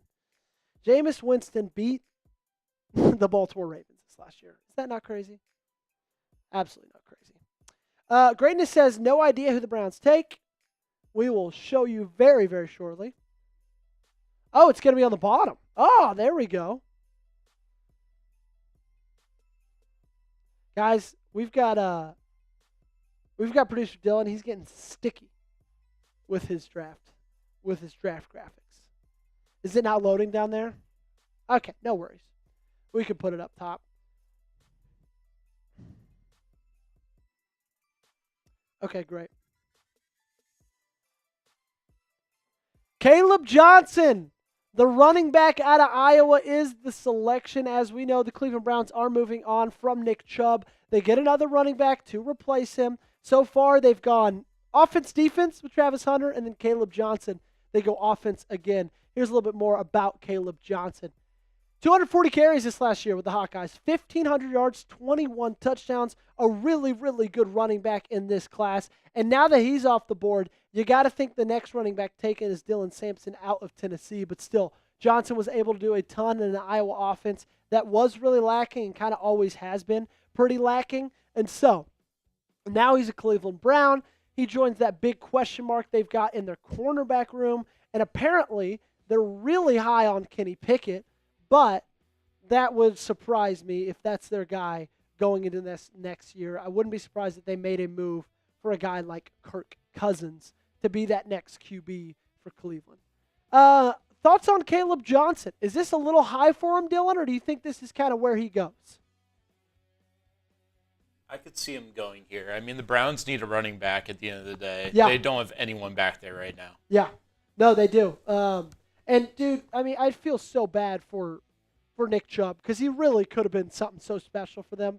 He was great, man. He was really great. But, unfortunately, just injuries really changed the trajectory of his career.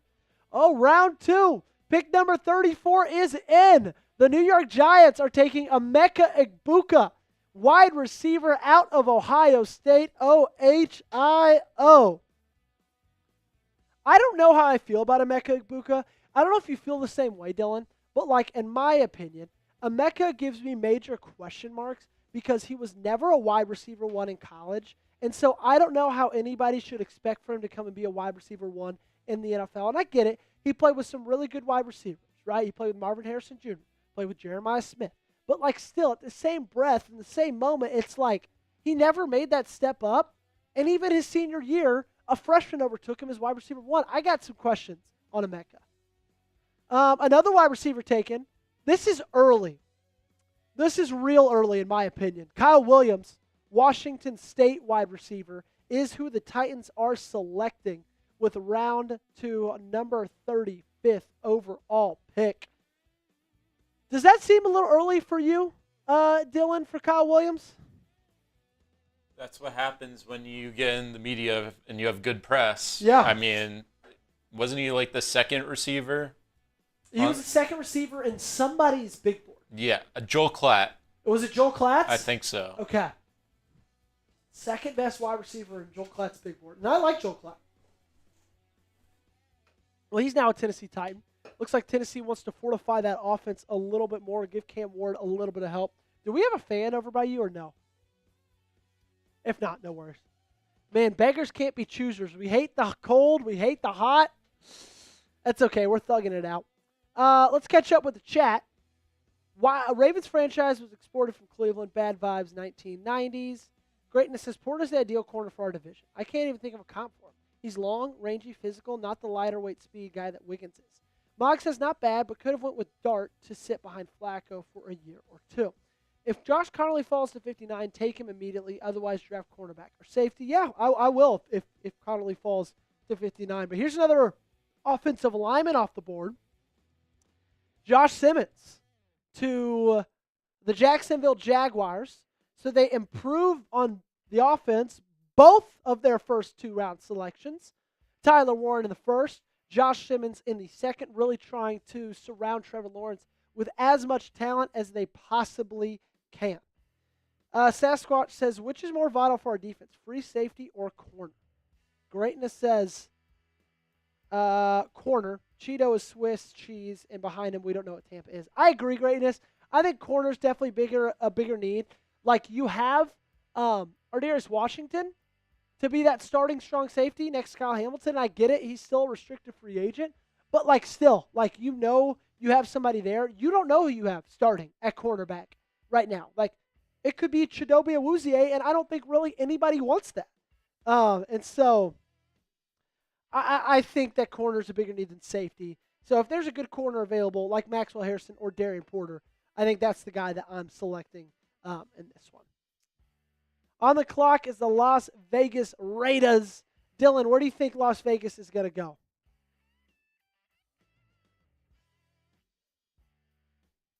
We're looking at the big board for Las Vegas. Ooh, do you think they go Tyler Booker? I don't know. Travion Henderson. Oh, wait, they drafted Genty. I mean, Revel could also be an option for them. But I think they're going to try to target Jalen Ramsey. So I think they're going to try to get their cornerback by Ramsey. How's their offensive line? For the Raiders? Yeah. They're decent. It's fine. I wouldn't say, well, I mean, now they just got better. Now they just got better, he says. That makes me think it's going to be Tyler Booker. I don't know who it is yet, but I've got a feeling that ESPN's best available as of right now will be wearing silver and black. And he is. The guard out of Alabama falls all the way out of the first round, goes to Las Vegas, 37th overall selection. Pete Carroll gets a little bit better on that offensive front.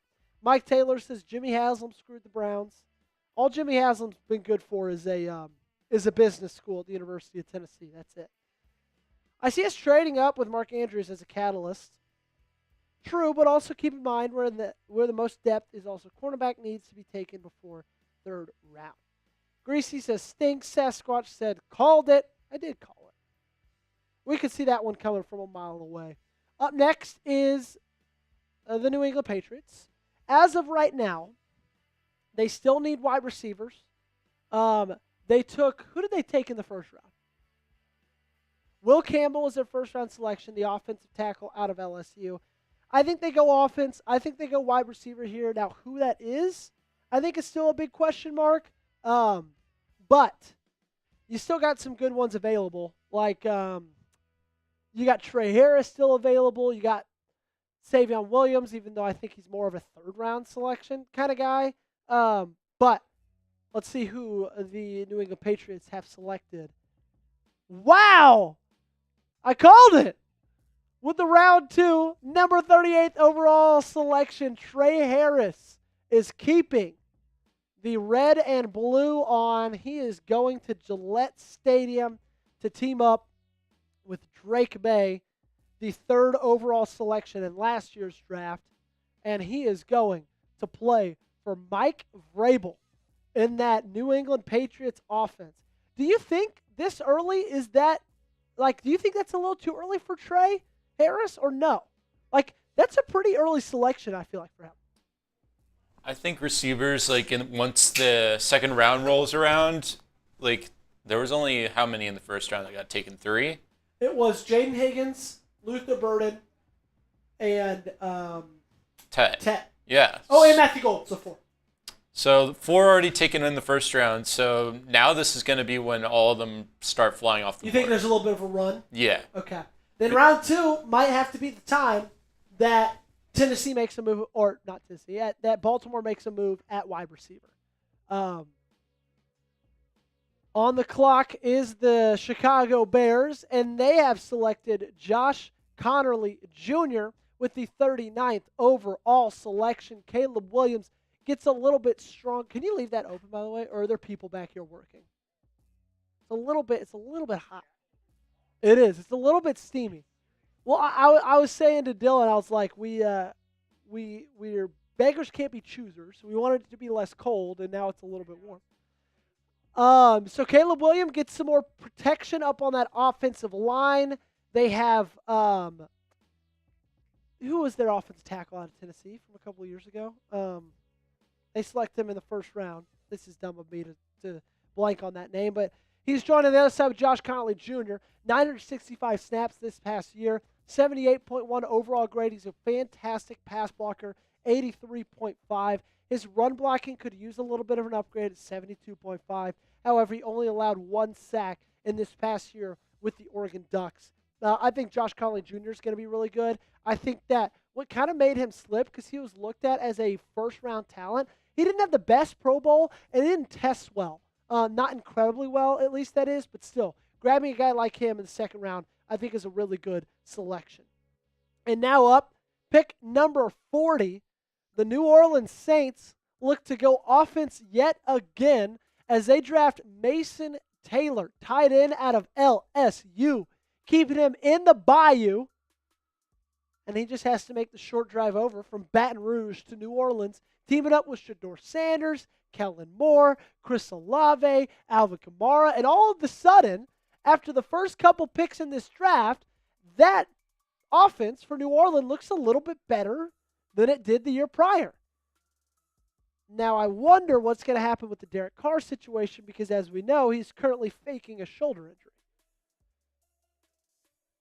What are your thoughts on the Derek Carr shoulder faking injury, Dylan? Do you think he's faking or do you think it's legit?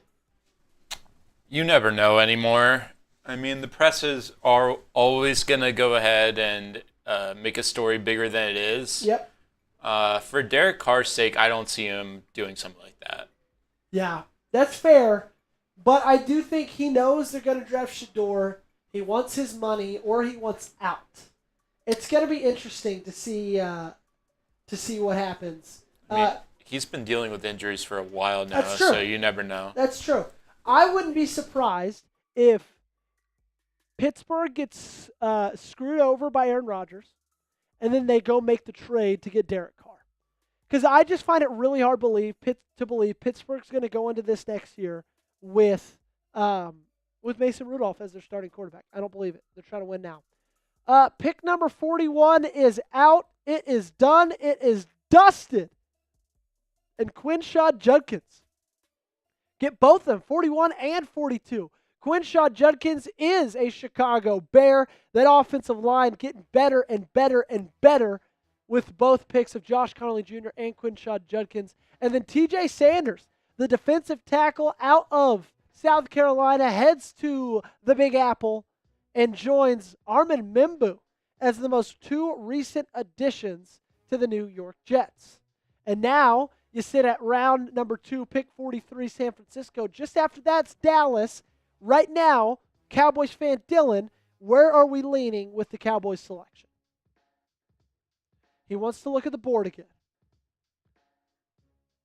Is it Donovan Jackson, the highest right now? Like, is that where you want to go, or do you think Saivion Henderson?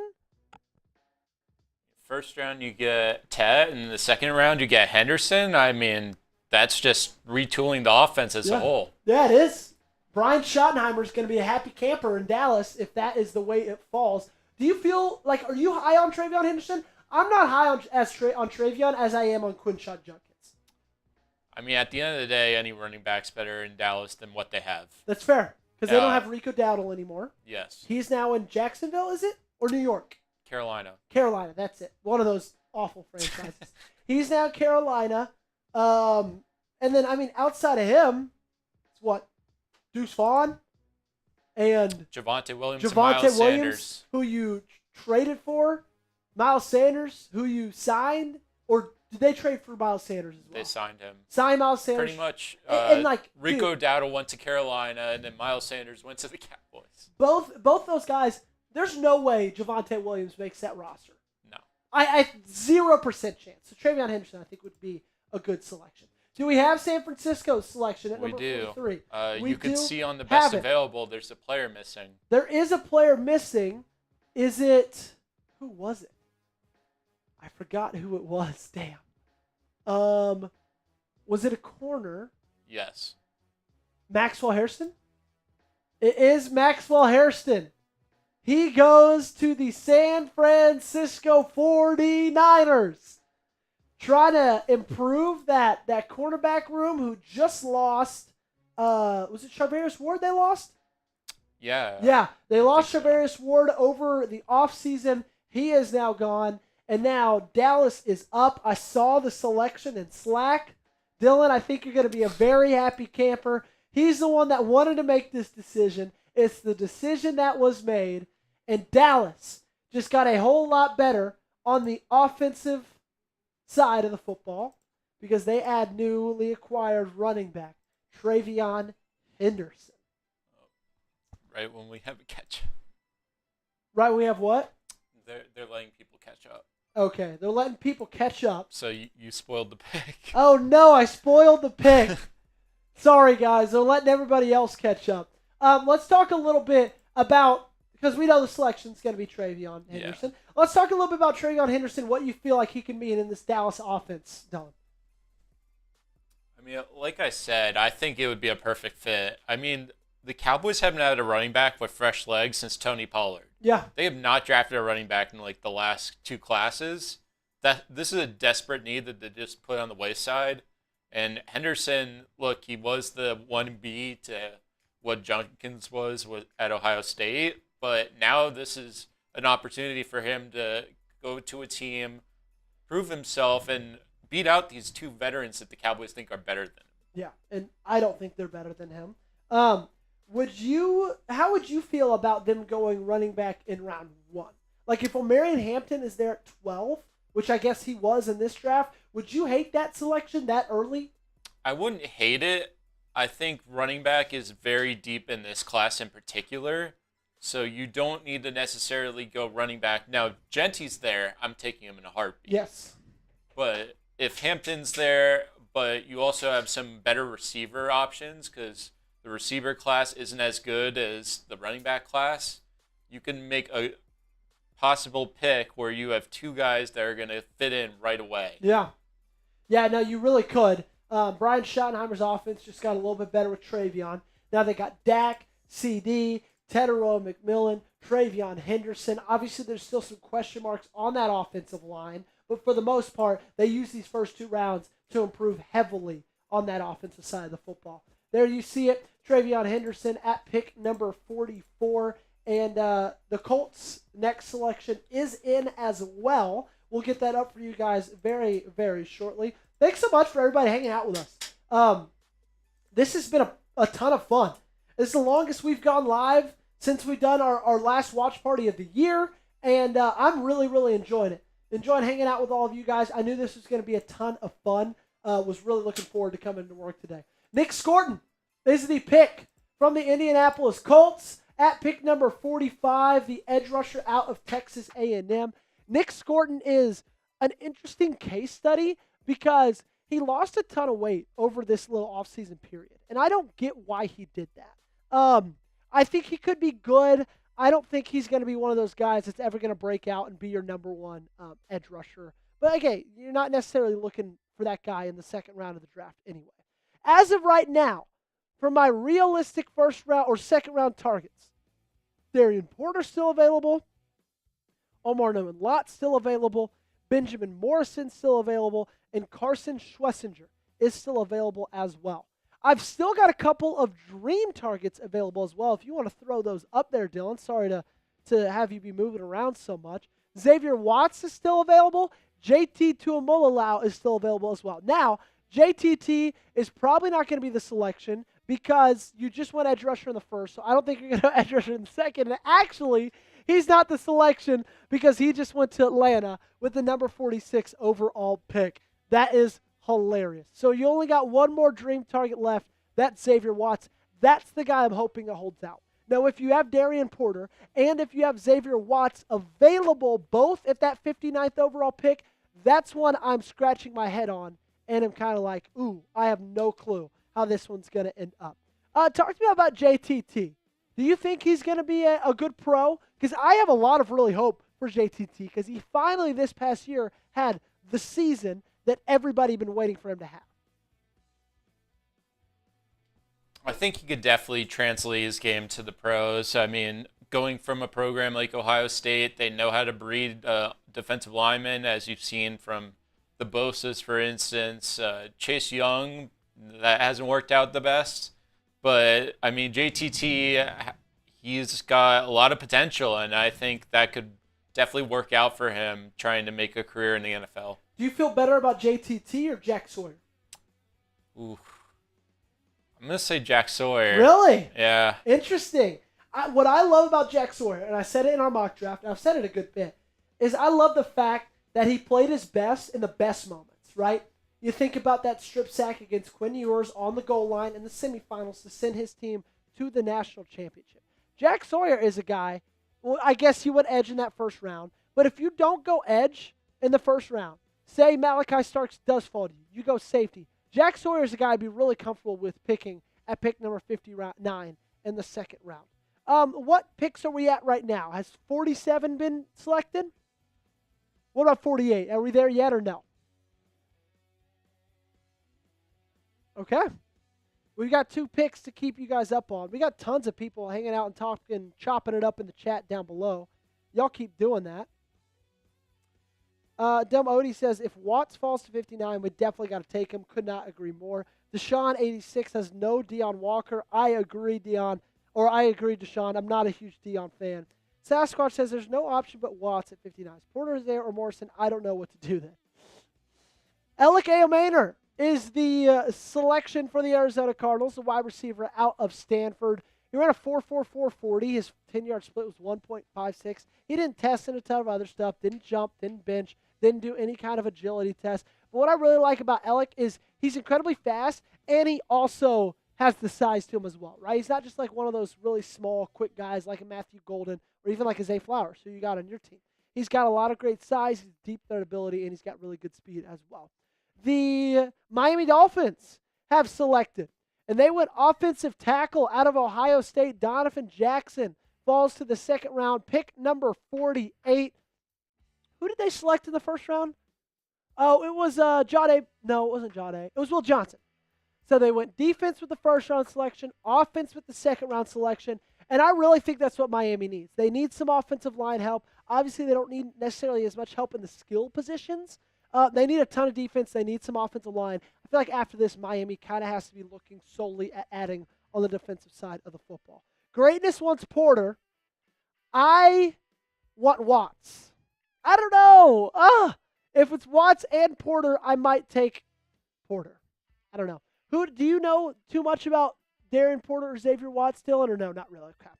Do you think for Baltimore, do you think they should go corner or go safety? From all that you've learned from producing for me over the past couple of weeks, do you think they should go corner or safety in the second round?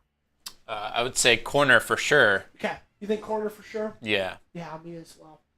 Okay, that means it's probably going to be Darian Porter if he falls. Benjamin Morrison could be the selection as well. I feel good about Benjamin Morrison. Sasquatch wants Watts. Says Watts. Tyleek Williams, back-to-back Ohio State selections. He goes to the Cincinnati Bengals at pick number 49. So Cincinnati doing exactly as they should, rebuilding on the defensive side of the football. Next up is the Seattle Seahawks. They have 2 picks in the next 3. Do you think they go offensive line here? But with Donovan Jackson off the board, who's the next best offensive lineman? Let's take a look.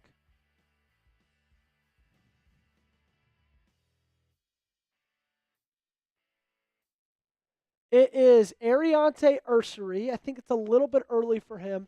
Anthony Belton, a little bit early for him as well. I wouldn't be surprised if they had Ursery in their second pick of the other ones. Jared Wilson, center. Do we have the guards that are available, or do they just have center and tackle? Okay, great. So I think they're going to go maybe Ursery with their second of their next 3 picks, but their pick number 50, I feel like, just did come in. Something about Alex is mediocre at best as a wide receiver. Shouldn't be higher than a 4th-round pick, says the Sam Man. Greatness is the best in the North with him and Wiggins. We have to lock down for the next 8 years. He's probably still at 59, but yeah, the injury scares me also. I don't know how I feel about Porter or Benjamin Morrison. I'm going to end the poll and start it and ask who you guys would select. Okay? Now, I'm not going to do exactly what you say, but I want to hear from you guys. Yeah. Darian Porter, Benjamin Morrison, or Xavier Watts.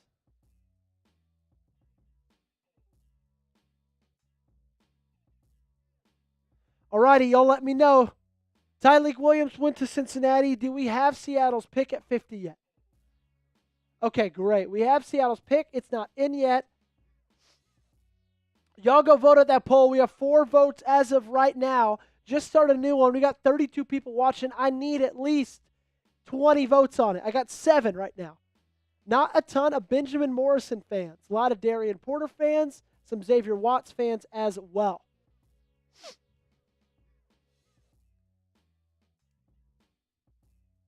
Porter higher upside for Baltimore because we have young safeties. Sasquatch says who's the higher upside? Higher upside's definitely Darian Porter. Benjamin Morrison seems like a steady pick of like he's not going to be awful, but he's maybe not going to be ever like absolutely unbelievable. We got 2 picks coming in. Tate Ratledge is the 2nd round selection for Seattle. And then Elijah Arroyo is the 2nd round selection for Denver, making up for losing. Wait, didn't they just add Ingram? Does that make sense or no? I don't think that makes too much sense for me. Also, I think Tate Ratledge, even though I think teacher can hear me right now, I think Tate Ratledge is a little bit of a reach at pick number 50. But hey, they need offensive line, so they got to do it any way they can. We knew that one of those 2 picks was going to be OL, and they just went with the first of the 2. Elijah Arroyo, that doesn't make too much sense to me because, they just added Evan Ingram over at the NFL free agency, and I just don't get going tight end there again. Who did Denver go? They went Marion Hampton with the 1st round. I feel like you got to add a wide receiver over Elijah Arroyo there. But I guess I'm not super high on Elijah Arroyo. MFG Champagne says Xavier Watts has a lot of potential to be great, but we do need another CB after the Stevens trade. No Stevens trade. He just left in free agency, but I do get what you're saying. No to Morrison for us, says the greatness. Xavier Watts is leading with 56. Make sure you guys like the video. Okay, we're 7 days away from the NFL draft. 38 likes. Let's get that to 40. Alrighty, get that to 40 likes. I wouldn't be mad with either Watts or Porter, says Dumb Odie. I went through a deep dive into his game from 2023, says Zay Lopez Diaz. Zay, are you excited about the NFL draft? Because it seems like you get really into it. Says, I'm for sure Jaden Higgins is a slot receiver. He played slot in his career in college, and Trey could play on the outside, but has best in playing slot.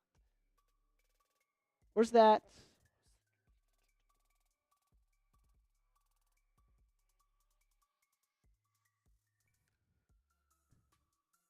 So the pick is in for Seattle. They actually go back-to-back offensive lineman, Jared Wilson, center out of Georgia. They just get the interior of the Bulldogs lineman, going Jared Wilson and then Tate Ratledge. Both of those picks, I feel like, are a little bit reaches. Do you agree? But, I know that they need it. Where do you stand, Dylan, on drafting for need and drafting best available? You always have to go BPA. You think so? Yeah. I think if you go best available or you try to go for a position, you reach on a player and then something will happen, like for the Cowboys and Taco Charlton, for instance. Yeah. TJ Watt was the clear better player. They wanted to go after a guy that was a position need, and look where they are now. Yeah, exactly. No, there was a lot of I think that's kind of where I said this yesterday. I don't think I said this today. But I think Malachi Starks, he's going to be the kind of guy. And if he would have fallen to 27, I might have drafted him. I think I would have picked him there.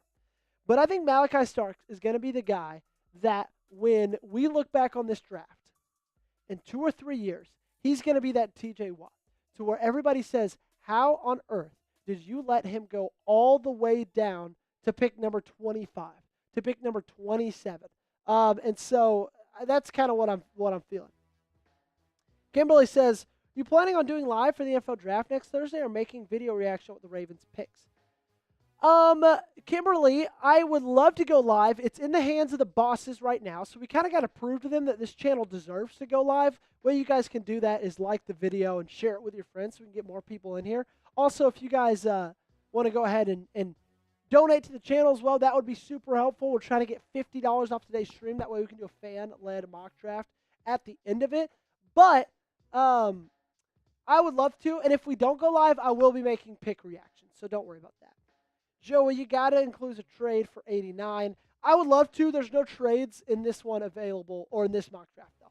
All right, let's look at the best available from ESPN. Siobhan Revel Jr., Ariante Ursary, Jonah Sevania, Carson Schlesinger. How far down that list until you get to Darian Porter? Is he on it? Wow. Watts is at 9. Darian Porter is at 13. Who would y'all rather? Would y'all rather Siobhan Revel Jr. or Darian Porter? It's so interesting. Or do I go Jalen Noel? No, I got to go defensive back.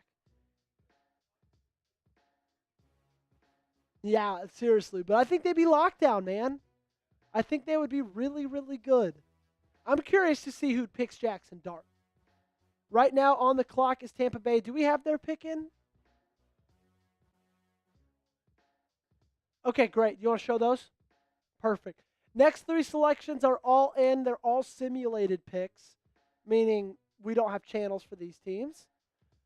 We have Darius Alexander, defensive tackle out of Toledo. We got Landon Jackson, edge rusher out of Arkansas, goes to the Green Bay Packers. And then Jack Besh, wide receiver out of TCU, Texas Christian University, goes number 55 overall to the Los Angeles Chargers. Revel Jr. is small, Porter for sure. I've been seeing a lot for compared Revel's game to Tariq Woolen, but I haven't watched any film. Porter with Siobhan is nice. Yeah, if Siobhan's there, I might pick Siobhan, man. Do you? What would you say, Darian Porter or Siobhan Revel Jr.? Dylan, if you had to decide. I'm going Revel Jr. Yeah, I think I am too. Now the injury does scare me a little bit because he tore his ACL this past year, but still. No, did someone pick Saivion? The Bills are up. Their selection is in. And we're waiting for it to get populated on the screen. Xavier Watts, safety out of Notre Dame. No! Xavier Watts, round 256. You could show that, and then we could go ahead and show the other one. Because Siobhan Revel Jr., cornerback out of East Carolina, is a Panther. 2 picks away. Dang it. Well, I guess, but I think I like Darian Porter more than I like Morrison. Damn. Who's on the other side of this wall? Is it Moose and Chip?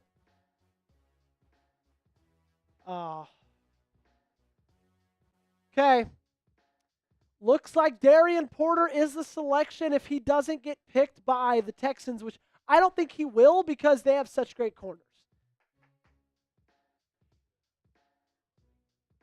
Yeah, they just paid Stingley, paid Petrie. They're not going to draft. They should draft O-line if they're smart. They picked Matthew Golden. Why did he pick Matthew Golden? Chucks with the Texans selection. They need a receiver. But they got Nico Collins. I know Tank Dell is injured, but like Diggs is gone. Yeah, Diggs is gone. I think they should have gone O-line in that first round, man. That's my opinion. That's my thought. Well, now he has another pick to address it. Yeah, I know, but I just don't know how many good offensive linemen are still left. Who's the guy at it? Oh, Charles Grant is still left. I wouldn't be surprised to see him take Charles Grant here. Okay, after this selection, you want to do me a favor and let's throw up best available. And then when they pick, just put it on the lower third. And that way we can be looking at the best available when it's our turn. Darian Porter is the top of my list right now. Ooh, I really like Jonah Saivion, though. Ooh.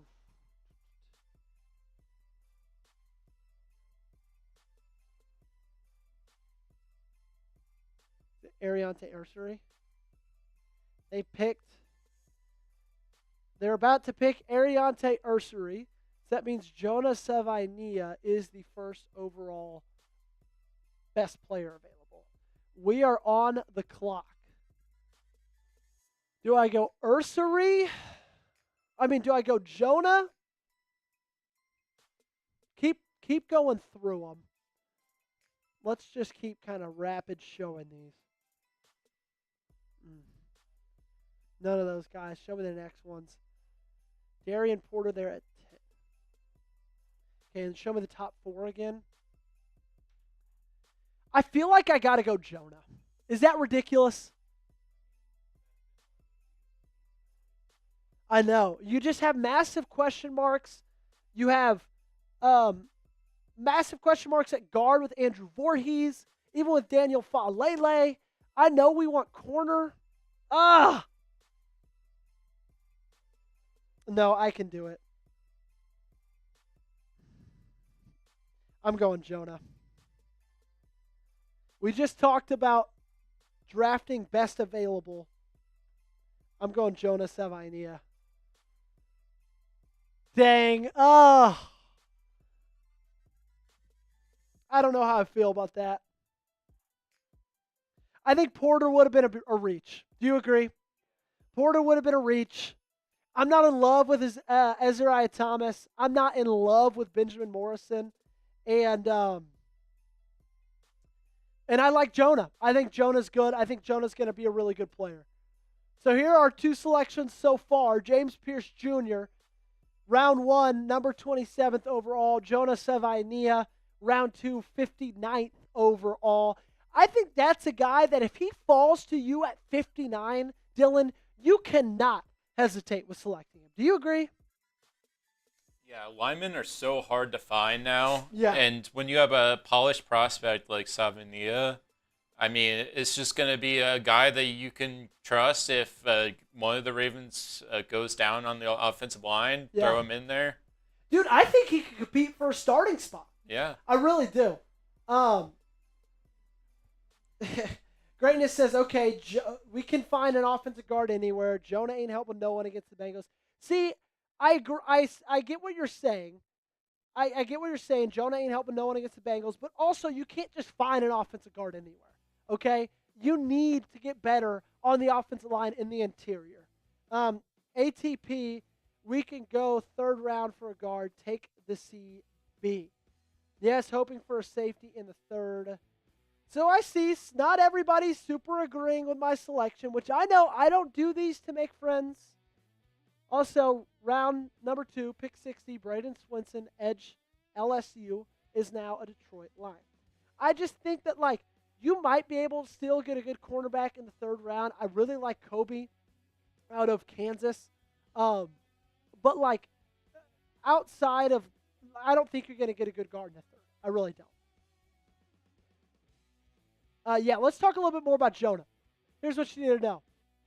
He is American Samoan. He's 21 years old, so he's nice and young as well. 6'4", 324 pounds. He had 11 games he played, and he was a 75.9 PFF grade, 4 sacks allowed. He did play at that tackle position, okay? But he said he feels more comfortable on that inside of that offensive line. And so I know you already got your tackle situation figured out. He will bump into that guard spot. I think he can take over for Andrew Voorhees. I think he can be the guy to be your next offensive guard, to be your left guard, to fill in for Patrick McCarry. All right, he has 64.2 run block grade. That's got to get better. But again, this is all from the tackle spot, which he won't be playing when you come up in this next season in 2025. Go ahead and let's do a grade weigh-in, Dylan, because I'm curious to see how people feel about this. Yeah, Yam Sam Man's giving me a B. Best in the North saying, well, not bad, but better choices could be made. Mog says EDC can find a comp for Jonah in the third. See, I disagree. I disagree. Greatness, that is a good point. He said EDC knows how to find offensive line. That is fair. But also Moggs is making a good point of, like, a lot of you just need to protect Lamar, right? And having a good offensive guard can do that. I know everybody's upset right now, but I think if we got to the season and Andrew Voorhees was trotting out there, and the second he lets somebody blow by him, whether it's Jalen Carter or anybody on that defensive front, then everybody's going to be pissed. And guys, we got to think about the Super Bowl. Think about what you saw between the Kansas City Chiefs and the Philadelphia Eagles. The Philadelphia Eagles controlled that entire game on the line of scrimmage. Patrick Mahomes could not breathe. He had maybe the worst performance in his entire career because Jalen Carter, Josh Sweat, Brandon Graham, anybody they had on that front four was absolutely dominating against Kansas City. And think about when we played the Eagles, Week 14, Sunday Night Football, or Sunday 3:30. You got destroyed. I know Justin Tucker missed a lot of kicks. Okay, I get that. But still, at the same time, you need to get better in the trenches, and Jonah can help you do that. He's not good for our scheme, not the best run blocker. Sasquatch, that's all from the tackle position. That's all from tackle. Joey's reading too fast, LOL. Get the corner. You could have gotten Fairchild, Frazier, or Slater later in the draft. Jonah gave up 4 sacks in the Pac-12. Well, there is no Pac-12 anymore, so so no, he didn't. But he gave up 4 sacks at the tackle. You're not listening to me. He's going to be an interior offensive lineman. He played tackle last season.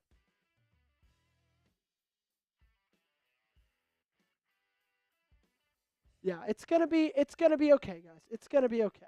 Dylan, I'm not getting a lot of love for this. Let's go over the last couple picks. Kevin Winston Jr., safety out of Penn State, did go to Washington. Alfred Collins, defensive tackle out of Texas, goes to Buffalo. Their defensive line is getting much, much better with that addition. And now on the clock is the Kansas City Chiefs. And they just made their pick.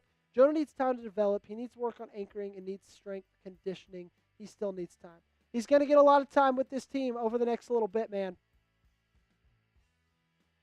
They did.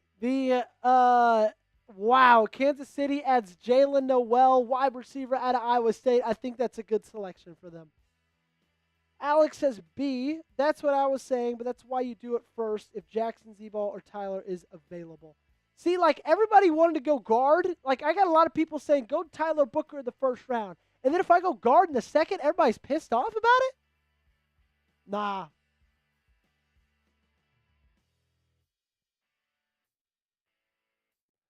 That's why I'd rather have drafted Booker in the first round. Plus, it would have addressed depth on the O-line. Jonah's addressing depth in the O-line. Kimberly's giving me an A. Thanks, Kimberly. I appreciate you. Thank you so much for that. On the clock is the Philadelphia Eagles. Picked Jonah in the second round. 45th overall prospect. Falls to you at almost pick number 60. You need help on the interior. Andrew Voorhees might not cut it. You can't keep waiting around every single year for him to develop into something he hasn't been able to develop in yet. He's injury prone. Showed you that this last year. Played 3 weeks. Didn't play the rest of the season pretty much. Round 2, pick number 64. The final one in this round 2 selection is Anthony Belton, offensive tackle out of NC State. They lost, who's that? Mekhi Becton. Where'd he go? Mekhi Becton went to Los Angeles. They needed a little bit of help on that offensive tackle. They bring in Belton, offensive tackle out of NC State. That's going to do it for the second round. We got 3 minutes to break. Then we're going to pick up with our third round selections. Before we get into the third round, you want to show my best available. Do we have a game time here? I don't think we do. Yeah, I don't think we did either. Yeah, let's go through the second round. Good call. Here was all the selections in the second round of the draft. Caleb Johnson went first to the Cleveland Browns. Big pick, early pick there for Trey Harris, wide receiver out of Ole Miss. He goes to New England. Josh Connolly Jr. to the Chicago Bears. Quinshad Judkins to the Bears as well at pick number 41. Interesting pick of Travion Henderson to Dallas, retooling on the offensive side of the ball. Love that selection for them. JTT goes to Atlanta. Donovan Jackson, the offensive tackle, falls to 48, and he ends up with the Miami Dolphins. The Bengals continue to get better on the defensive side of the football, as do the Green Bay Packers. They add Landon Jackson. Jack Besh goes pick number 55, wide receiver out of TCU, to the Los Angeles Chargers. I think he is going to be a middle-of-the-pack wide receiver. I think that's a little bit early. Xavier Watts goes to the Buffalo Bills. Siobhan Revel Jr. goes to the Carolina Panthers. Back-to-back gut punches for Baltimore, which leads them to Jonah Saivion, round 2, pick number 59, and this thing gets rounded out with an offensive lineman, Anthony Belton, going to from NC State, going to Philadelphia with the final pick of the second round. Alrighty, let's talk about my dream targets for round 3. Actually, don't show this one, Dilly. Let's go to my realistic targets for round 3. Yeah, that's going to be a list 5. Realistic targets for round 3. Tate Ratledge, he is off the board. Olawefemi Oladejo, he is still on the board. However, you went edge already, so I doubt that's going to be the pick. Back-to-back wide receivers, Jalen Royals, Saivion Williams, wide receivers for Utah State and TCU. Would really, really love those selections. Kevin Winston Jr., the safety out of Penn State. Vernon Broughton is another name to look at. He is most recently with Texas. You can show the dream ones as a list 2 top. Is that possible? If that's not possible, no worries. We don't have to. Yeah, maybe just try it. Carson says, hashtag tank for Nico. Hey, Cars. What's up, buddy? Good to see you. Glad you're here with us. On the clock right now is New York, then KC, Cleveland, Las Vegas, and New England right after them. Okay, no worries. No worries about it. We have the number, what is the draft pick? Number 91 in this third round. So exactly 32 selections outside or after number 59. I want to go defensive back here. Okay, and I know that might seem a little biased because I had the chance to go defensive back in round 2. I thought Darian Porter was maybe a little bit of a reach. Do you think there's a world Dylan, where Darian Porter falls all the way to number 91, or is that too ridiculous to think? You never know with these things. Yeah, it's true. I mean, it could happen. It really just comes down to what positions the team's already addressed here. Yeah. And if corners are we've already seen a bunch of corners go off the board. So that's definitely going to play a factor into whether the Ravens could possibly go ahead and get a guy like Darian Porter later on. Yeah, no, I would do that. Would be an awesome fall. I think, I mean, I'd be thanking my lucky stars. I don't think he's going to fall. I know that a guy who's really high on him is Mr. Jack Sperry, and the Pittsburgh Steelers are picking, obviously, ahead of Baltimore, and so I don't think Darian Porter makes it past Jack Sperry, unfortunately. But he could, Crazier things have happened. But if it's not him, I wouldn't mind either of the wide receivers. I don't necessarily think there's a safety I would love, but we'll see when the board gets to us. On the clock is New York. They just made their first selection of the third round, pick number 65. We got one more round for you guys, okay? And then we're signing off here. Thanks for all who have been live for so long. We've been live for 2 hours, 16 minutes. What a fantastic way to spend a Thursday afternoon. Dylan's been crushing it over here. Everybody, congrats to Dylan. Big clap for him. If Porter falls to 3, that's you getting a mulligan. No best in North. That's me being a draft genius. Okay, that's me being a draft genius. So far, he survived pick number 65. And so that's pretty electric. I'm going to like this pick from New York. Bang! Omar Norman Lott, defensive lineman out of Tennessee. I think that Omar Norman Lott, outside of Derek Harmon, is the best pass rushing interior defensive lineman in this class. He's not that great in the run. He's not super big. He can't plug up holes very well. But, man, he is persistent with getting to the passer. He can do it in a flash, and he's really good. His 40-yard dash isn't anything incredibly eye-popping, 5.15. His 10-yard split's pretty solid, though, 1.83. He didn't really test in anything else, though. I think that's a really good selection for New York in the third. I could see a world where Omar Norman Lott even goes late second. I talked about possibly drafting him in the second round, but New York, it's a really good player there. Now they can add him with Abdul Carter on that front. So their front four is looking like Abdul Carter, Omar Norman Lott, Dexter Lawrence, and Kayvon Thibodeau. Phenomenal stuff out there in New York. It looks like the pick has been made for Kansas City. We're about to show it for you guys up here really quick. And it's Joshua Farmer, round 3, pick number 66. This feels like a little bit of a reach, in my opinion. Do you agree, Dylan? It is. I mean, when we get to this phase of the draft, people are just going to start picking, and in this case, the Seahawks and the Chiefs GM, guys that they want. And I think that's how those two organizations have been drafting us thus far. Yeah, I mean, Tom, our draft analyst, has a late round 3 draft grade for Joshua Farmer. And so, I mean,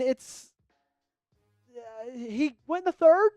Would have liked it to be a little bit later, I guess, for value's sake. But, hey, if you're Kansas City, you got to get better where you need to get better. It looks like the Browns pick is in. We'll be getting that to you guys very, very shortly. A little bit more about Joshua Farmer. This past year, 26 pressures, 32 tackles, 4 sacks, 8 tackles for loss with Florida State, 305 pounds. He's a real big guy. And, he's got consistent production. He's a decent tackler. But feels like a little bit early for me for Kansas City. Let's get back into the chat. Kimberly said, I'm more excited about the real NFL draft next Thursday. Let's go. Me too, Kimberly. You and I both. I hope I can be live for it. That's going to be a lot of fun if I can. Best in North says, not sure who that is. I do like getting Jacob Parrish from Kansas State as a slot later in the draft. EDC can find some great offensive lineman gems. You know what I'm excited about, Dylan? Eating after this. I guess that's the good thing. The nice thing about being up here is I can talk, and that distracts me a little bit from the hunger. So I feel bad for you, who doesn't get to talk as much, and so you don't get as distracted. We got 46 people in here. Can we get to 50 likes? Go ahead, hit that thumbs up button. Get to 50 likes for me. Help me out. Do me a big favor. Best in the North says, is it Trey Amos from Ole Miss? Trey Amos has been selected. It is Benjamin Morrison, though. Cornerback out of Notre Dame, so a guy who I had on one of my possibilities is now gone, which means is Darian Porter the best cornerback available? Let's take a look. Guys, we've got so many phenomenal draft graphics for you guys. Sam Brown, our executive producer here at Chat Sports, has just been kicking ass over the last couple of weeks. Really, really, really thankful for all the work that he's done. A.Z. Thomas is the top guy, then Darian Porter right there, number 2. I like Quincy Riley as well from Louisville. I think Quincy Riley could be a good selection. 3rd feels a little bit early for me, but still, I would not hate Quincy Riley at all. Let's see Tom's draft notes on Quincy Riley. He says 3rd or later. What was his on Jonah? Jonah, he said 2nd or 3rd. So getting him a late 2nd, that's pretty good. That's pretty good. Not bad value for him at that spot. We're going to give you a little bit on Quincy Riley if we've got it. Do we have it or no? Okay, no worries. Yeah, no worries. Alrighty, the Las Vegas Raiders have made their selection. If you want to go back to that other list for, there it is. Carson Schlesinger, linebacker out of UCLA. He did visit with the Baltimore Ravens. They are interested. I would not be surprised if they made a swing late in the 3rd round. Hey, my friend is FaceTiming me. Should I put him up on FaceTime?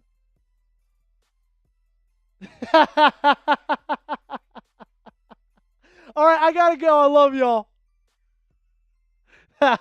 That's funny. Cam Scattaboo, Xavier Restrepo off the board. I don't like Xavier Restrepo. I think, did you see his 40?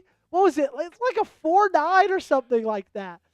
Oh, man, it was not good. Cam Scattaboo, though, fantastic value right there. Round 3, pick number 69 for New England. Man, they're really shoring up that offense. They got Will Campbell. They got Trey Harris. Now they add Cam Scattaboo. It feels like it's a real roster behind Drake May, does it not?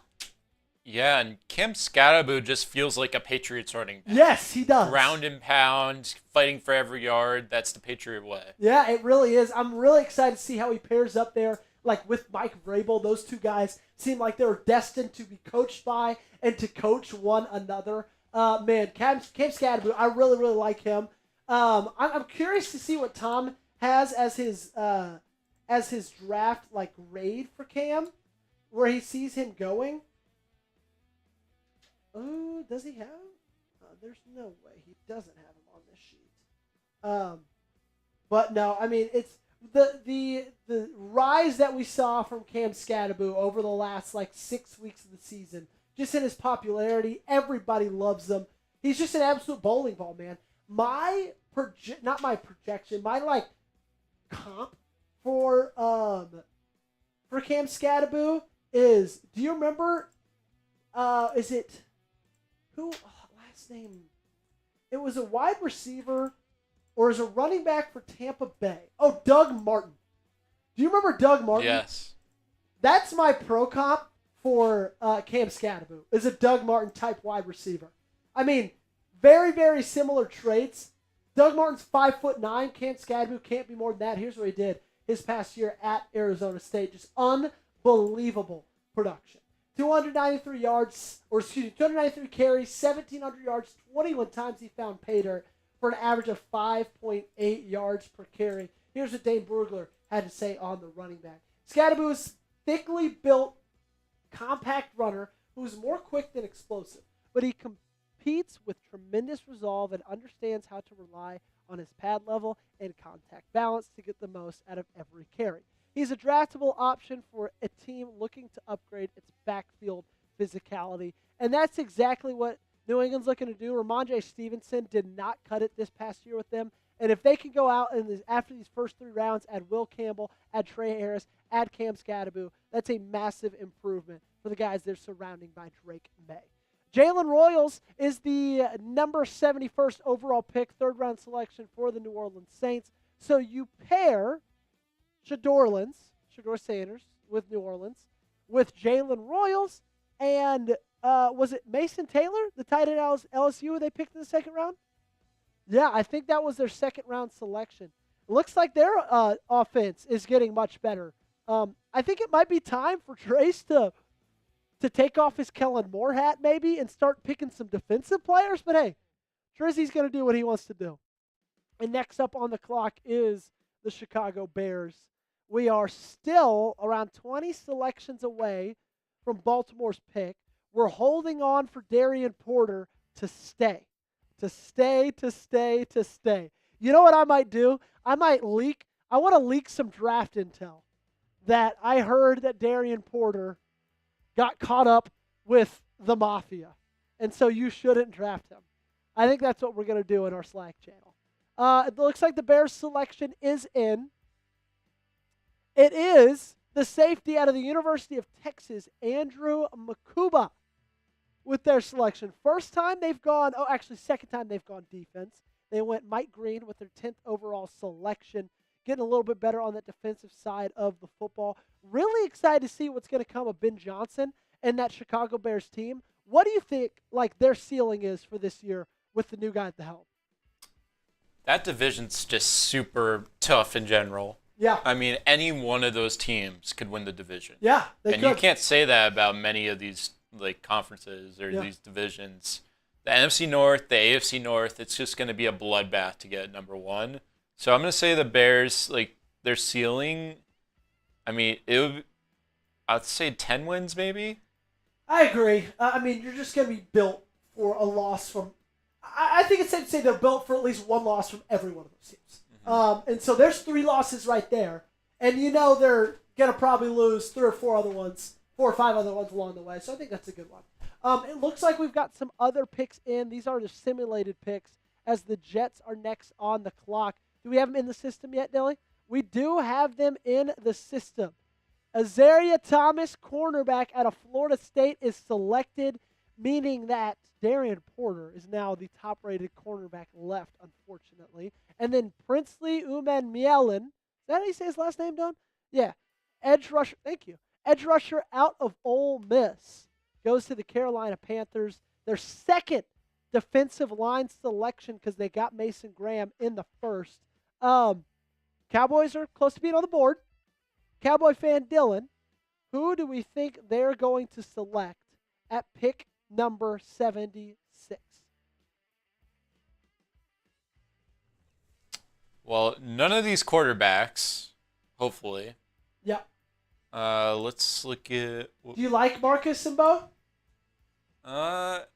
Could be an option. I mean, Zach Martin's now retired, so you definitely need to upgrade that offensive line. Wouldn't mind the UCLA product too. Olawufemi? Yeah. Yeah, he's a good one. Giddens is obviously, that would be hilarious if they went back-to-back running back. Any chance they do corner or no? Possibly. Yeah. Do you think there's a chance they move on from Trayvon Diggs in the offseason? I mean, you have to play Bland next. Yeah. Jordan Lewis just left. So Kalen Carson, I mean, it's going to be his 2nd year. But other than that, the secondary definitely needs a lot of help, so I don't see them necessarily moving on from Diggs. Okay, gotcha. Yeah, Olawufemi might be the selection, as we know, as we know, DeMarcus Lawrence is gone in Seattle now. Got a big bag from them. Other than that, I probably see Femi being the pick there. Would you agree? Yeah, I wouldn't mind CJ West either. He's a great prospect. CJ West guy? Yeah. Big old boy. I mean, big old boy. How big is CJ West? I think he's over 315. He's at 316. Nailed it right on the head. 316 pounds. But yet he ran like the fastest 40 ever for a guy over 300 pounds. So he's quick as a cat as well, or at least an obese cat, that is. Is the pick in from San Francisco?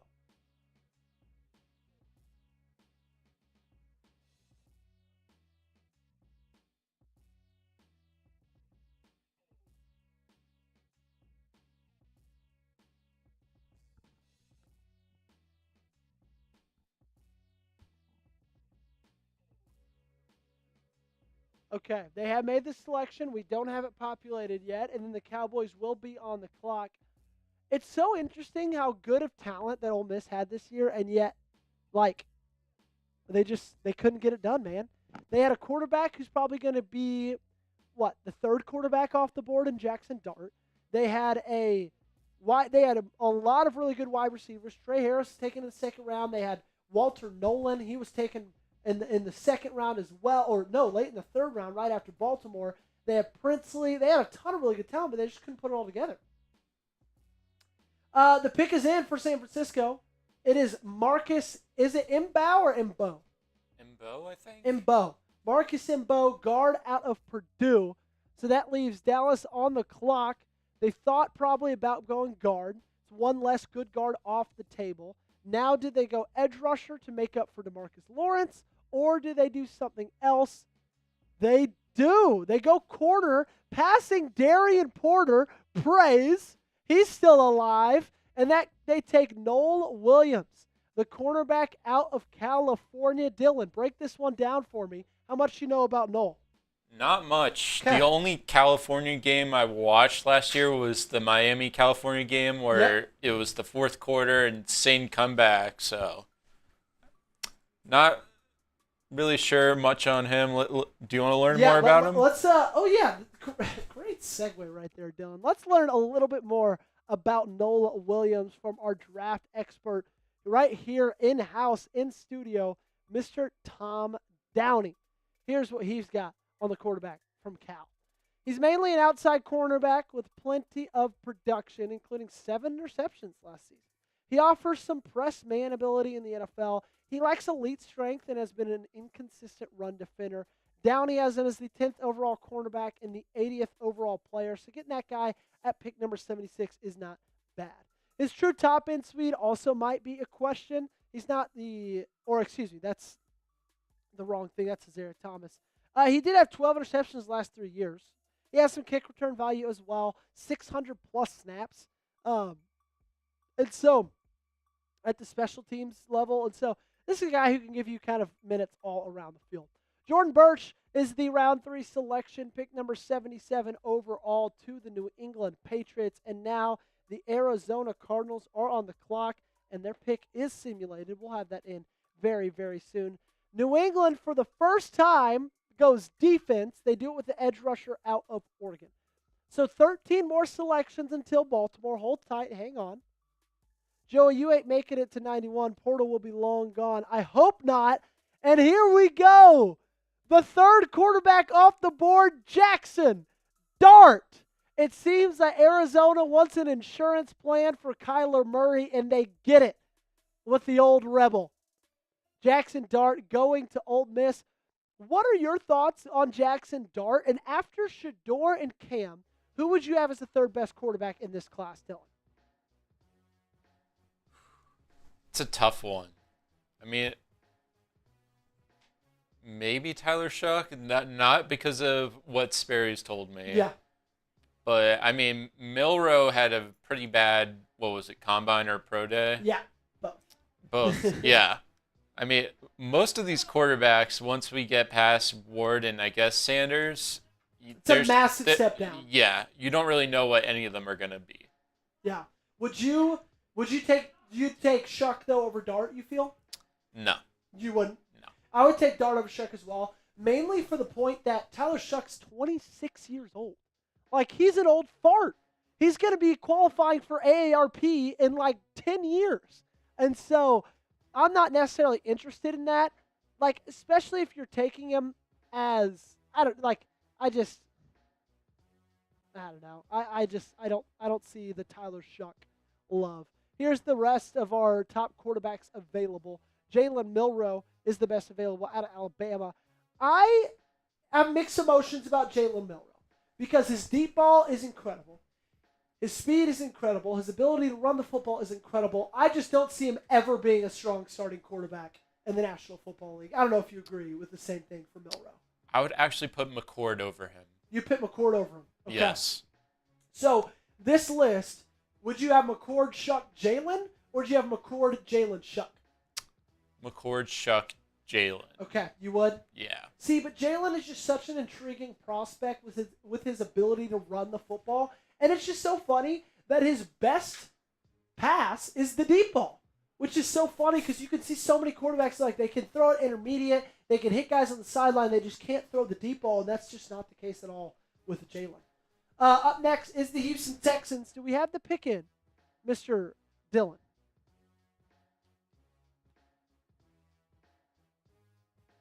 We do have the selection in. Who is it that the Houston Texans are going to take? Are they finally? Did they go offensive line last pick? I forget.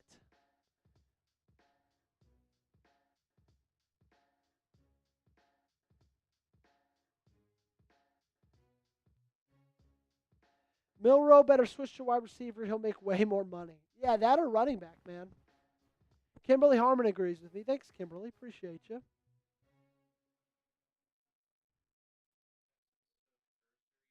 They took offensive line and then golden as well. So do you think they go defense here, or are they just so strong with where their defense is? You know what they took. Okay. Can you give me a position guess? Hint? Did they take Charles Grant? Okay. Who did they select? Wyatt Milam, guard out of West Virginia. He got the tools, says the best in the North. What you think of the Ravens drafting Tate Ratledge? I wouldn't mind it in the third round, Zay. Greatness says he can make $20 to $30 million a year. Ravens Pro says, good morning, Joey. Just woke up. I don't feel great today. I'm sick, but go Ravens. Oh, Ravens Pro, hope you feel better. But thanks so much for hanging out with us today. We're in the third round of our 3-round mock draft. We're going to have this all wrapped up in anywhere from 10 to 15 to 20 minutes. But thanks so much for being with us. Share this with your friends. On the clock is the Indianapolis Colts. Their pick just came in. It is Demetrius Knight, linebacker out of South Carolina. That's the second time they've taken a linebacker. Because they took, who did they take earlier out of Bama? Yes, they took Jahai Campbell earlier. Just took Demetrius Knight, going linebacker heavy. So 11 picks. That's all it is until the Baltimore Ravens draft. You need Darian Porter to stay put for 11 more selections. Will he do it? He at least stays put for one more selection because Jack Sawyer, you are a Cincinnati Bengal, which means that probably Trey Hendrickson might be the guy that they move on from.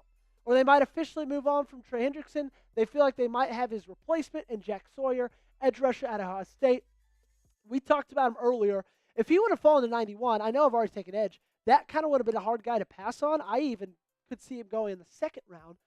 But he goes in the third, 81 to the Bengals. They get a little bit better on the defense side of the ball. And I think they've gone straight defense, which is exactly what they need to do. I believe, did they go Jahdae Barron in the first round?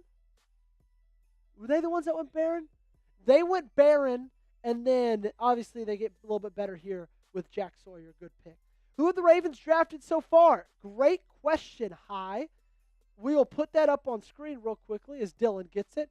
I have taken, with my first round, 27th overall selection, a guy, a familiar face, a guy you guys should, have gotten used to by now, me talking about Mr. James Pierce Jr., edge rusher out of Tennessee. And then in round 2, thought about going corner. There's some good corners available. Siobhan Revel Jr. got picked just 2 selections ahead of our pick. That would have been the pick, but they were gone. I wanted to go best player available. Give me Jonah Saivion. That's the, that's the guy that's the offensive lineman I think that this team could need on the interior. Andrew Voorhees is still a massive question mark, and so I thought Jonah could come in here and honestly even give him a run for his money for that starting position. Already on the clock, we've got the Seattle Seahawks. And if we're being honest, Dylan, what would you give the Seahawks grade so far in this draft? Like, I don't want to be mean, but I'm giving him like a C? C plus? C minus. Yeah, I don't think they've done great at all. I mean, they got offensive linemen, but they reached on every single one of them. Yeah. And then who'd they get in the first round? Colson Loveland? I think they got. Yeah.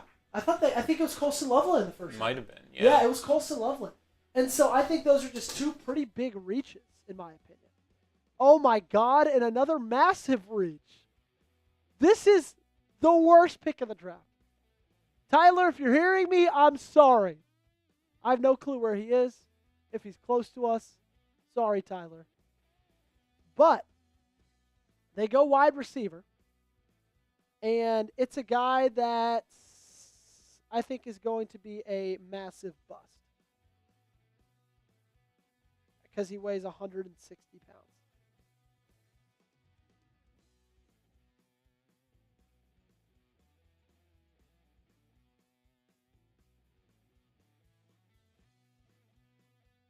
I think Sperry's either taking Porter or Shuck. It's one of the two. And I hope it's not Porter. We can't have it be Porter. Please no Porter. Please no Porter.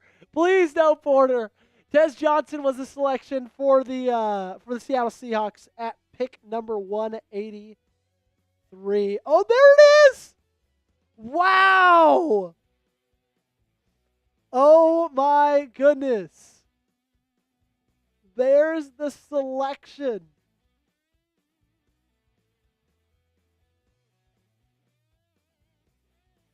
Wow.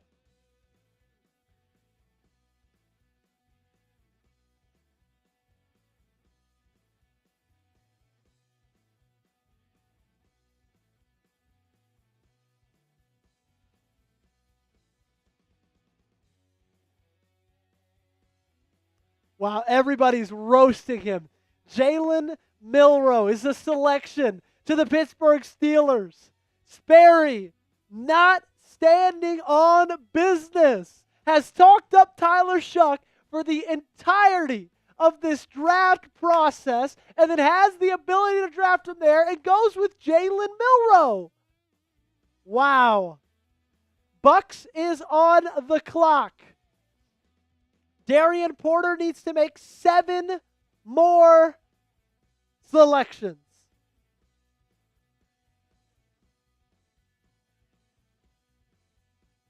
He's number 2 on best available. Oh, God. Oh, man. Can you show me the cornerback rankings, who I've got to choose from other than Darian Porter? Okay, he survives number 84. Okay. I like Quincy Riley. I would be happy with Quincy Riley.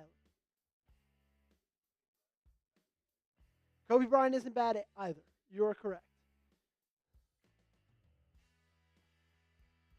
Let's see. Let's see where. Okay, I'd be happy with Quincy Riley or Kobe Bryant.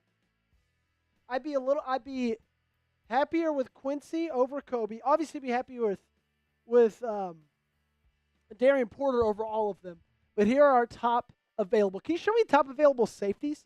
Kyle Kennard also selection for the Tampa Bay Buccaneers.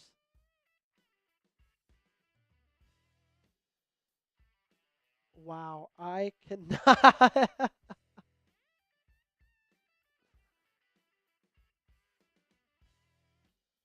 Lathan Ransom, Billy Bowman, Mickens is still there. I don't think he's worth that early. Let's see, Lathan. Yeah, I think I'd rather go corner than any of those guys. Now we just got to make it, 85, 86, 87, 88, 89, 90. 6 more selections. We need Kobe Bryant, Darian Porter, or Quincy Riley to be there. And 6 selections. Is it going to happen?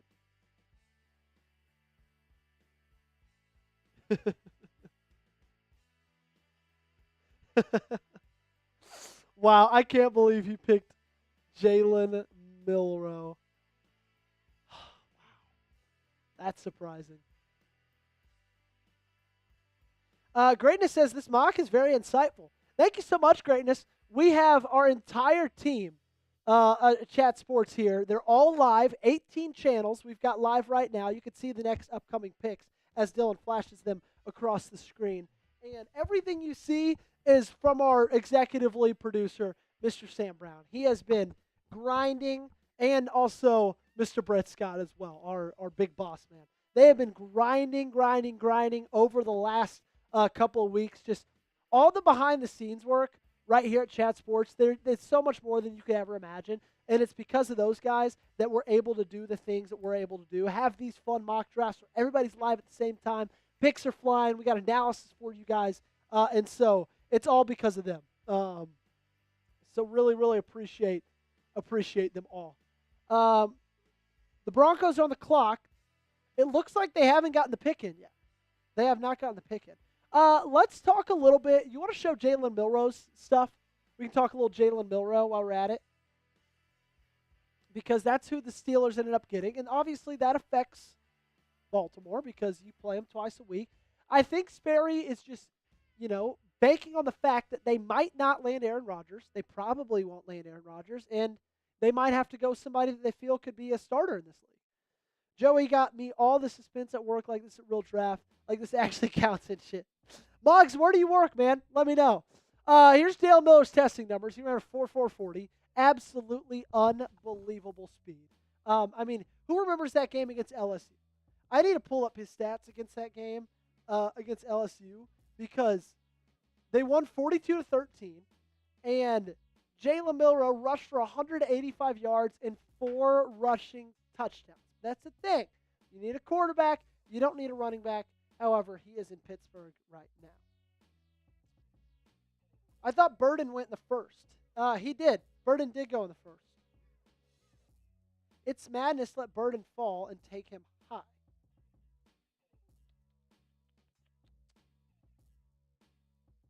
Say that again. No. Is it something bad?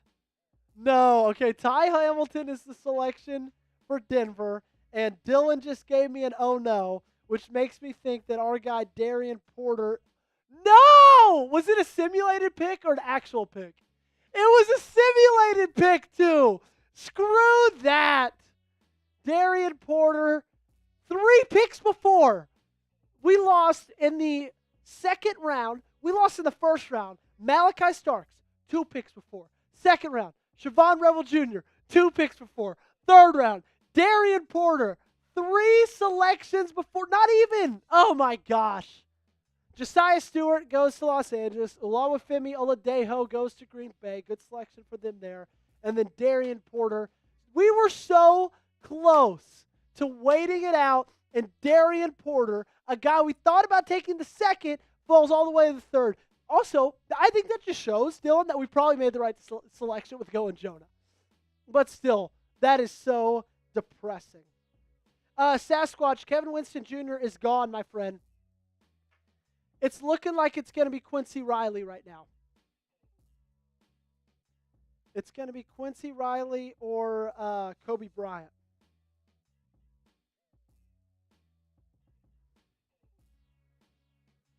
Yeah, my realistic round 3 targets are all gone, except Saivion Williams. Is he still on the board? I think he is too. Ooh, or do I go Saivion Williams? That would be a fun pick.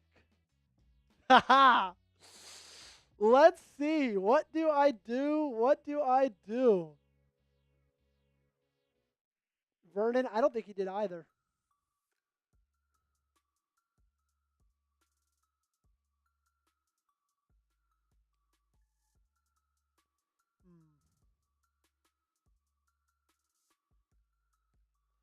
I still think I got to go Kobe Bryant, right?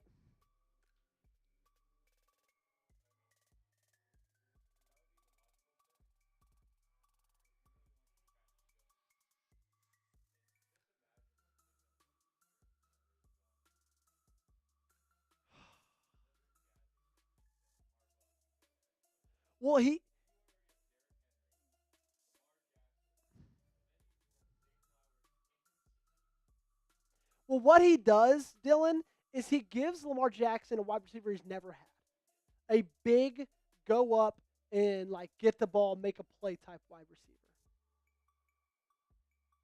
I'm going to ask the poll. I'm going to end the poll. Let me close this poll and then start a new poll. Who should we draft?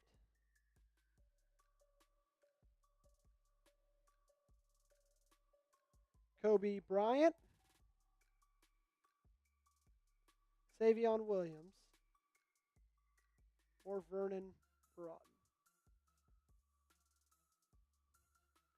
Texans just made their pick. Go vote on the poll. It is new, it is fresh, and I need your opinions. Terrence Ferguson, tight end out of Oregon.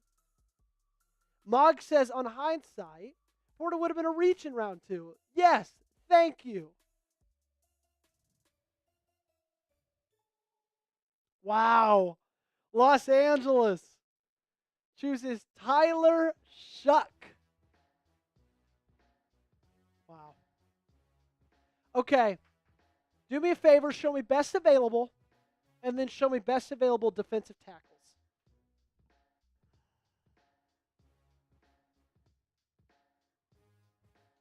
Okay.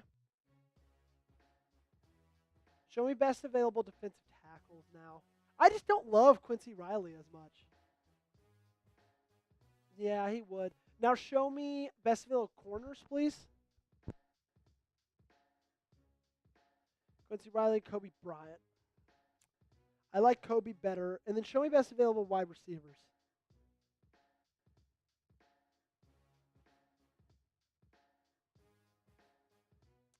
I still think you get a good wide receiver later. I'm going Kobe Bryant.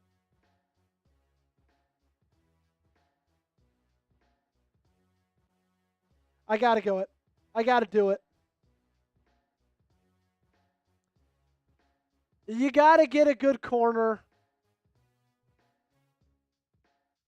Tyler's saying, damn it, which makes me think it wasn't going to be a good pick because Tyler wanted him. Oh, man. Okay, Kobe Bryant is the selection in this third round. Saivion would have been fun, but you can get a really good I think you can still get good wide receivers and good defensive tackles. You have 2 fourth-round picks. You go defensive tackle, wide receiver. I'm really happy with these first 5 rounds, okay? All righty, Kobe Bryant is the selection. Grade the pick down below. A, B, C, D, or F. Let me know. Yes, let's go. We screwed them. Come on, Dylan. Let's go. Give me an A, B, C, D, or F. F. Exactly. If you want a big defensive tackle, you can do it later with Cam Jackson or Meek Biggers or Ty Robinson. Right? If you just want a big defensive tackle just to get a big defensive tackle, this necessarily isn't the time. Grade the pick, A, B, C, D, or F. Let's tell you a little bit about Kobe Bryant, shall we? Pull up everything we got on the cornerback out of Kansas, Mr. Dylan. Kimberly's giving me an A. Appreciate her for doing that.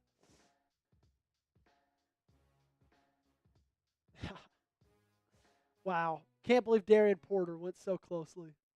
Alrighty, he is from Evergreen, Alabama. He is a little bit older, 23. He's a redshirt senior this past year. He's 6 foot, 180 pounds. He had 37 tackles in 2024, 4 interceptions, and 11 pass breakups. He's a willing and productive run defender with an aggressive mentality. He was an outside cornerback in college, but also could find a role at safety or nickel, so I love the fact that he's very, very versatile. And he's got a third frame and kind of has to play above his weight, would be the only knock on him. Downey's ranking for him was the 12th overall cornerback, the 94th overall prospect. You can put his stats up there and still us to the right, Dylan, because I saw there wasn't a picture for him. I think that would still work. And so I don't think this was necessarily a reach, right? You got a guy at pick number 94 or 91 that is slated to be the 94th best prospect. You can take a look again a little bit more at his stats: 4 tackles for loss, 11 total pass breakups, 4 interceptions. I think this is a guy that gives TJ Tampa, Chidobe Awuzie, just TJ Tampa and Chidobe Awuzie a run for their money. And possibly, if he's a guy who really excels during camp, could be your starting cornerback going into the 2025 NFL season. So Quincy Riley was the cornerback selection from Seattle at pick number 92. So you were either going to get one of the two of those guys, right? And you chose Kobe. I like Kobe more than Quincy. Quincy did not have that great of a senior year. Saivion Williams was the pick for the New Orleans Saints. Man, Trace cannot help himself, but just go straight offense. Yeah, did you see Harrison's? Wow. So there goes Saivion Williams. I do think late third round's not that big of a reach. I still think he's an early fourth round talent. Like, let's just put it this way, Dylan. If I'm here, and this is the NFL draft, legit thing. Saivion Williams, if he's the pick in the third, am I going to be upset? Not one bit. Okay? I'm not going to be upset at all. But I just felt like it made more sense to go cornerback here in that third round, especially when you have one in Kobe Bryant that I at least am still pretty confident in. So that was a selection. Here are the Browns. Pick number 94. And they go quarterback themselves. So where is Tyler? Is he 2 over? But I don't think there's not a camera even behind us. No, I don't think there was anybody in that one. I'm interested to see where he is. Kyle McCord is the selection for the Cleveland Browns. There to battle with Kenny Pickett, an injured Deshaun Watson. Who else do they have in that quarterback room? Joe Flacco. Oh, my gosh. That is a disaster. A disaster in that first round. 94 is in, and the Chiefs are on the clock. Joe Vargas says, draft C.J. West with fourth-round pick. Joe, I would. Unfortunately, we are only doing 3 rounds, so that was the final selection for this round. If you're just now joining us, do we have a list of our picks so far? Here we go. Here's everybody that we have picked so far in this 2025 Chat Sports Live NFL mock draft. Oh, Tyler, going offense. I actually don't hate this pick. I don't hate it whatsoever. Here we go. The Ravens selection so far. Edge rusher in the first round, James Pierce Jr., Jonah Savaiinaea, guard out of Arizona with the round 2, pick number 59, and Kobe Bryant, round 3, pick number 91, the cornerback out of Kansas. I think you're hitting all your needs, right? You have a need at corner. You have a need at interior offensive line. You have a need at edge rusher. I think that should be the plan going into the draft, and you draft best available at that position when the time comes. If Shavon Revel Jr. was there in the second round, I would have drafted Shavon Revel Jr. If Jahdae Barron was there in the first round, I would have drafted Jahdae Barron, righty? And so you can switch it up, but this is just how the board fell. But I feel like you've got a top 3 edge rusher, right? He's only after Mike Green. He's number 3. You probably got a top 5 offensive guard, maybe even higher than that. And you got a top 10 corner. And in round 3, I think getting a top 10 guy is something that you can pat your back on. This is only an A so far. First 2 picks. This is your only A so far. First 2 picks B- at best. Cleveland is a clown organization. And the best says, yeah, that's why I said get corner before the third. I like picks 1 through 3. Guard has to be picked in the first 2 rounds. Thanks, Joe. I appreciate you. Devin Neal was the selection for the Kansas City Chiefs, getting a little bit better on that defensive line. But Joey, EDC drafts great on O-line. What's that? Oh, did I say defensive line? Sorry. Running back out of the University of Kansas. JPJ is still a bit overhyped. I'd rather have Derek Harmon. Well, Derek Harmon was gone, Corey. So that was impossible to do.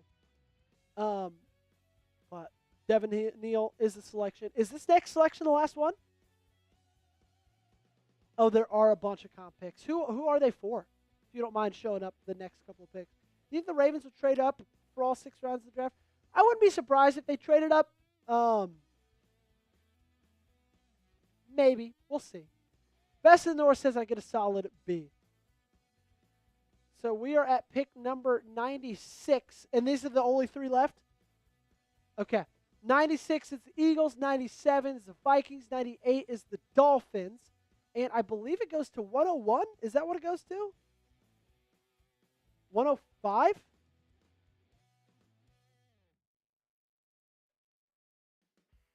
$102? Let's see.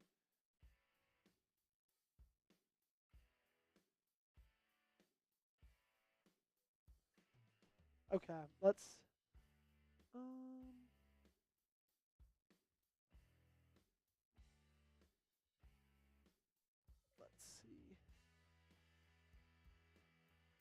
Pick number 102 is the final one. You are correct.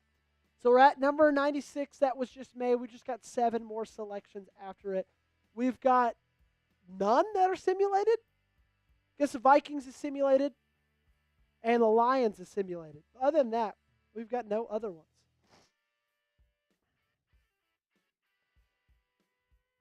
Eagles and Vikings just made it. The Eagles get Jacob Parrish out of Kansas State. And the Vikings are going to get Vernon Broughton, defensive tackle. Here's Jacob Parrish, cornerback, Kansas State. And then, of course, the Minnesota Vikings get Vernon Broughton at number 97. I really think that could have been a selection for Baltimore. I really like Vernon Broughton. But I just feel like you could still have some good depth defensive tackles in the 4th round. Ravens love drafting down starters. Is Pierce a down starter over KVN and Oweh? I think it could be, Joe. I think it could be, man. I think people underestimate him. I think because he was so highly touted after his junior year, like people give him an unfair benefit of the doubt. People just kind of assume just because he dropped down draft boards a little bit that he sucks, and that's just not the case. The best in the North, EDC is definitely trading up to get a couple in the 3rd and 4th so he can get his OL in detail there. I'm giving this so far B+, would be an A if we get more O-line in this class early. So some of you want O-line early. Some of you don't want O-line in the 2nd. And I just can't please everybody. That's what I've decided. Shamar Turner is the selection, defensive tackle out of A&M for the Miami Dolphins. New York is next on the clock with pick number 99. And then after them are the San Francisco 49ers. All right, let's look at who's best available. Kimberly says it's no way the Ravens draft all 6 rounds. They just can't. I agree with you. Emory Jones is still available. That's a little surprising to me. DJ Giddens, the running back out of KSU. CJ West is still available. Miles Frazier, the guard out of LSU. Ozzie Trapillo, the offensive tackle out of BC. Boston College, that is. Jamari Caldwell, defensive tackle out of Oregon. Arandi Gadsden, tight end out of Syracuse. Jalen Rivers, guard out of Miami. Deion Walker is still available. I'm not huge on Deion Walker. Isaiah Bond is there. Wide receiver, Texas. I don't want to pick Bond either. Chris Paul Jr., linebacker, Ole Miss. R.J. Harvey, running back out of UCF. And then the final 4 best available, Trevor Etienne, who I don't love, out of Georgia.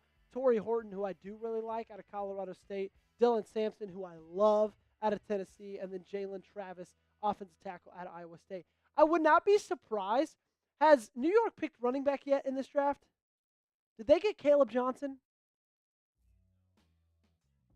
He was. I wouldn't be surprised if Dylan Sampson is the pick right here. I know Marsh has asked me a little bit about Dylan Sampson.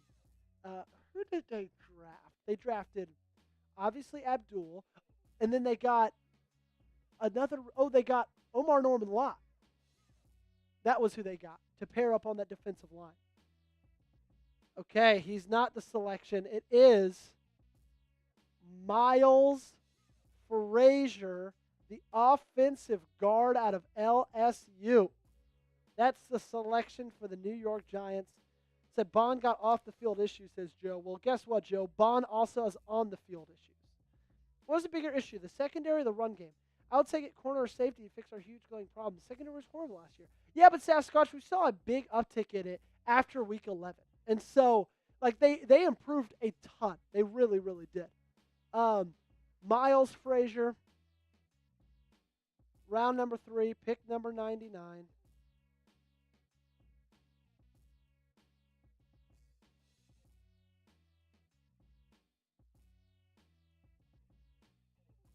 Old or new? So on the clock is the San Francisco 49ers. Let's go over some of their team needs, if you don't mind getting that up there.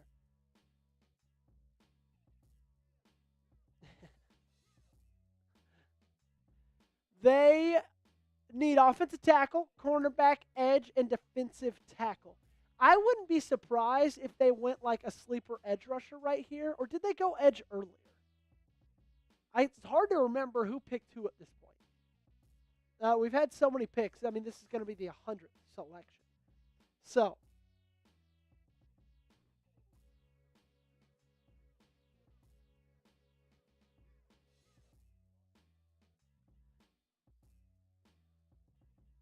okay, so they could do.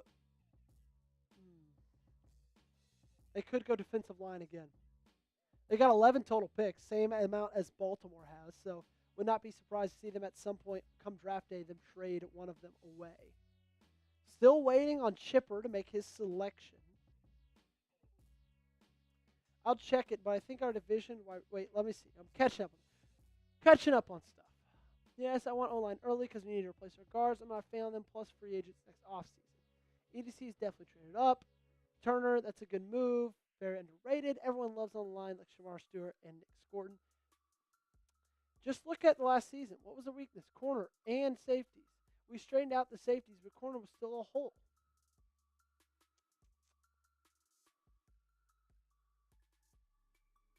Awesome show. Keep up the good work. Always support you, Joey. Thank you, Kimberly. I appreciate it. Not complaining about getting a corner. I would just like to see Washington used as a nickel DB. Well, the Ravens think TJ Tampa is key. They think Tampa can take the spot. The Ravens will draft cornerback late unless someone like Johnson's falling to us. I totally agree. Pick is in. It is Charles Grant, offensive tackle out of William and Mary. Surprise, honestly, it took this long for Charles Grant to get selected. We got 2 more picks for you coming up. Los Angeles Rams and the Detroit Lions with pick number 102. Those are the only 2 that we've got left. I should have worn more supportive shoes today. I wore these Nike Air Maxes, and first off, Nikes aren't necessarily very supportive in general, but then also, these Air Maxes I've had since senior year of high school. And so that was 2018 Christmas I got them, so they're like 7 years old, and my feet are killing me. Joey, we need a recap of the whole first round, says Greatness. We'll get you a massive recap of everything. We'll give you my selection in the first round. We'll go through the whole first round of picks. Then we'll go my selections in the second and the third. It'll be like a little 5-minute recap. Does that sound good, Dylan, for after? We won't make a cut out of it. We'll just do it. And here we go. Rounds is... And this mock draft is dead and gone, ladies and gentlemen. Dorian Strong, cornerback out of Virginia Tech, goes pick number 101 to the LA Rams. Jared Ivey, edge rusher out of Ole Miss. He goes pick number 102 to the Detroit Lions. Like the video. We're 2 likes away from 50 likes. Who's going to get us to 50 likes? Come on. Hit that thumbs up button, ladies and gentlemen. Hit that thumb up button. Second that. I need a first round recap, Joey. We need a recap. We'll give you that. We'll give you it.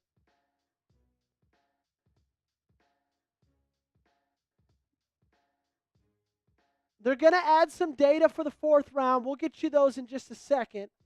But once we get to 50 likes, I'm going to give the full recap of what we did and in the first round.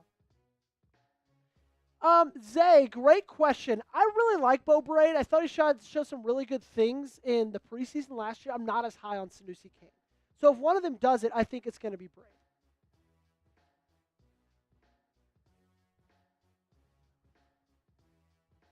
Okay. Interesting.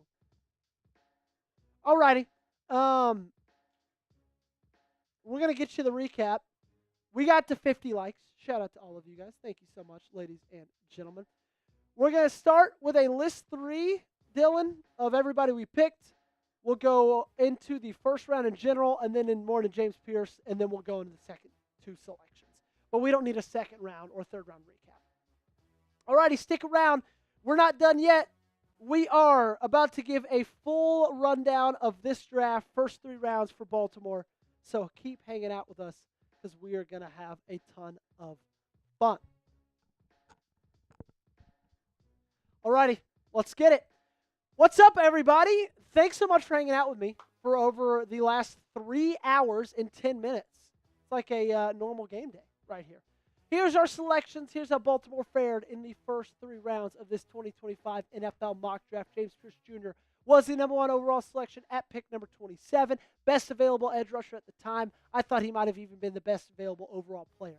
Jonah Saivion, guard out of Arizona, played tackle last year. He's the selection at number 59. That's a guy who I had to think long and hard about. And one I haven't really planned on taking in the second round, but it's just kind of the way the board fell. Shavon Revel Jr. was off of it. Maxwell Hairston was off of it. Xavier Watts was off of it. And so I like that pick there at number 59. You still have massive question marks for both Andrew Voorhees and Kobe Bryant.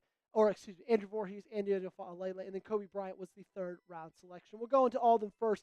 But before that, let's get you caught up on how the first round went just for every single player. We're going to give you pick by pick so you can see what the board was when I was selecting with the number 27 overall pick. The first round, no surprises here. First selection, Cam Ward. Interesting pick at number 5 with Tyler Warren. Ashton Jeanty, you are a Las Vegas Raider. Shedeur Sanders goes to New Orleans. Mike Green early off to Chicago. Tedero McMillan, he now has the star on his helmet in Dallas. Luther Burden III, interesting pick from Green Bay, goes to number 23. Jahdae Barron, a cornerback that I was really interested in, goes number 17, as I was Malachi Starks, who went number 24 to the Minnesota Vikings. Matthew Golden's off the board at 25, and that leaves the Baltimore Ravens at pick number 27, getting edge from Tennessee, James Pierce Jr. Really surprising pick for Washington. A little bit of a reach at the end of the first round, but hey, that's okay. Let's talk a little bit more about James Pierce Jr. This is a guy I'm really excited about. A guy I think can be an absolute stud, not only in this Baltimore Ravens defense, but just in the NFL in general, okay? I think that James Pierce Jr., I get it. He's got a lot of character question marks. He's got a lot of things that people want ironed out about him. However, you have a chance to get a guy in here who might be the most athletic player in this entire draft. He's quick, he's strong, even with that small frame. Sure, he needs to add a little bit of weight onto that, but I'm sure he'll be able to do it. But I think with his character concerns, with his character question marks, I think those will only show up in the National Football League if he goes to a franchise that is an immature franchise that has a culture that's not based on winning. And that's not Baltimore. Baltimore is an incredibly mature franchise. They've got a great coaching staff. They've got great defensive leaders on that side of the football. And if James Pierce Jr. finds his way to Baltimore, I have zero concerns about his character whatsoever. He's a fantastic athlete, and he showed incredible improvements against the run in 2024. But, of course, you've got those off-the-field question marks. I have no doubt that James Pierce Jr. is going to be a stud, and I think he fits incredibly well with Baltimore and their defense. Let's talk about the round 2 selection because pick number 59, it was Jonah Saivion. Now, I would rather go defensive back in this round. Xavier Watts, Shavon Revel Jr., Maxwell Hairston. Those are 3 guys I'm incredibly interested in. Unfortunately, all 3 of those guys were selected very, very closely to pick number 59.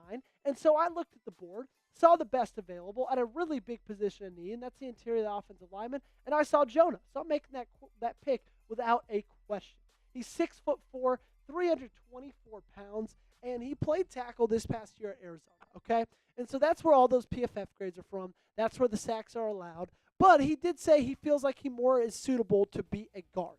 He's more suitable to be on the interior of an offensive line, and I think that's exactly what he's going to be in the National Football League. And once he makes that jump, I think you'll see improvements in his pass blocking. I think you'll see improvements in the sacks allowed. I think you'll see improvements even in the run blocking, okay? I think that when you look at this Ravens offensive line, who they've got on the outside at tackle, with Roger Rosengart, with Ronnie Stanley, and who they've got in the center with Tyler Linderbaum, all they need is somebody they can be confident in on the interior at those guard positions, okay? Here's what Dane Brugler had to say about Jonah. Saivion has the length and functional movements to stay at tackle, but his square play style projects best inside at guard, where he can use his bear claws to control the man in front of him. He should compete for starting reps as early as his rookie season. And that's the thing, guys. I think you got 2 starters in the first 2 rounds of the NFL draft. I think James Pierce Jr. is going to be a starter, and I think that Jonas Saivion is going to eventually beat out Andrew Voorhees and be the starting guard that this team so desperately needs on the left side after Patrick McCarry has left you. Alrighty? Now let's talk about that third-round selection in Kobe Bryant. Okay? I really, really like Kobe Bryant. I think that Darian Porter would have been my pick, would have been my guy to go with, but unfortunately, Darian Porter did not fall to you. He was picked like 3 picks before, and so it's just kind of one of those situations where you kind of shrug your shoulders and say, you know what, that's okay. Let's take the next best corner. I think Kobe Bryant could be that guy. He's not necessarily the biggest guy. He's not the smallest either. 6 foot. He is 23 years old, 180 pounds. Good amount of tackles in 2024, 37, 4 interceptions, 11 pass breakups as well. He could be one of those guys who comes in here, fits in with this team, fits in with this scheme, and really, really works out. He's willing and productive as a run defender, which I think is incredibly important. He's got a really great mentality when it comes to his aggressiveness of how he approaches run defense. He was an outside cornerback in college this last year at Kansas, but the good thing is if they don't necessarily like him there at the NFL, he can go anywhere. Safety, nickel, I think he's incredibly useful at so many different other positions. The only bad thing is he does have a little bit of a thin frame and has to play above his weight, which is pretty much the same thing that we have with Nate Wiggins there at that cornerback 1 spot this next year. So those are the 3 picks. James Pierce Jr., Jonah Saivion, and Kobe Bryant are the 3 selections. I need you guys to do one thing for me. Grade the mock draft down below. That's how we fared. That's how we ended up. And I want to hear from you guys. I would love to hear what you guys think, what your thoughts are, and how well you guys think I did with my Eric DeCosta bald cap on. Let me know in the comment section. Give me a grade of A, B, C, D, or F. First 2 picks are needed positions. The DB is a luxury pick in the third, B+. Also, hey, they simmed the 4th round for us, so we can see who Baltimore picked. C.J. West went first overall. Dylan Sampson did go to New York. I called that just a little bit early. Jamari Caldwell, defensive tackle at Oregon, I really like him. He went round 4 to the New England Patriots. Chris Paul Jr., no, not the basketball player, did go to Carolina. Isaiah Bond is ending up in New Jersey. New Orleans gets another offensive player. They get running back out of UCF, R.J. Harvey. Trevor Etienne goes to San Francisco. Dang it, Tory Horton, Ty Felton, 2 guys I like a lot. Wide receivers go to Carolina, and they go to Miami. Damian Martinez, the running back out of Miami, goes to the Indianapolis Colts. David Walker, dang it, I thought he was going to be a sneaky good pick. He goes to the Atlanta Falcons. Jordan James, running back at Oregon, goes to the Pittsburgh Steelers. I really like Harold Fannin Jr. Could see that being a really good selection late in the 4th. Unfortunately, he goes to Green Bay.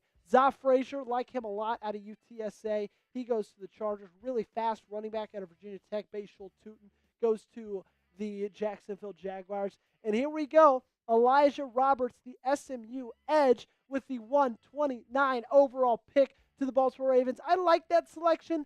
Don't love it. You know, you kind of already, I don't want to say you figured out your edge, situation with James Pierce Jr. I would have rather a wide receiver, honestly, like Ricky White. I think that would have been a little bit of a better selection. I do like round 4, pick number 136. It's Small Munden Jr., the linebacker out of Georgia. You need help at linebacker. I've been saying it all offseason long, and you get at least a little bit with Small Munden Jr. I think he's great to pair up right next to Roquan Smith, and you got the 2 Georgia boys right next to each other. All right, Dylan, any last-second thoughts, comments, questions, concerns that you got for the flock? No, I think we did pretty good with our mock draft. I think so too, man. I would give us like an A-. Yeah. I honestly maybe even higher. I would have loved if Porter made it down. If Porter made it down to that 3rd round, it would be like an A+. But I'm happy with the 1st round selection. I'm really happy with the 2nd round selection. And I think the 3rd round selection was good for what you had. Alrighty. Dylan's the man. Y'all are all the best. Thanks so much for hanging out with me for these last 3 hours. It's been a ton of fun. But we got to get out of here, get some food in our stomach because it's 4 o'clock and we have yet to eat lunch. For producer Dylan, my name is Joey Petersen. Dylan, you want to get the intro ready? There we go. Producer Dylan's the best. I'm Joey Petersen. We'll see you guys soon. Have a great day. God bless.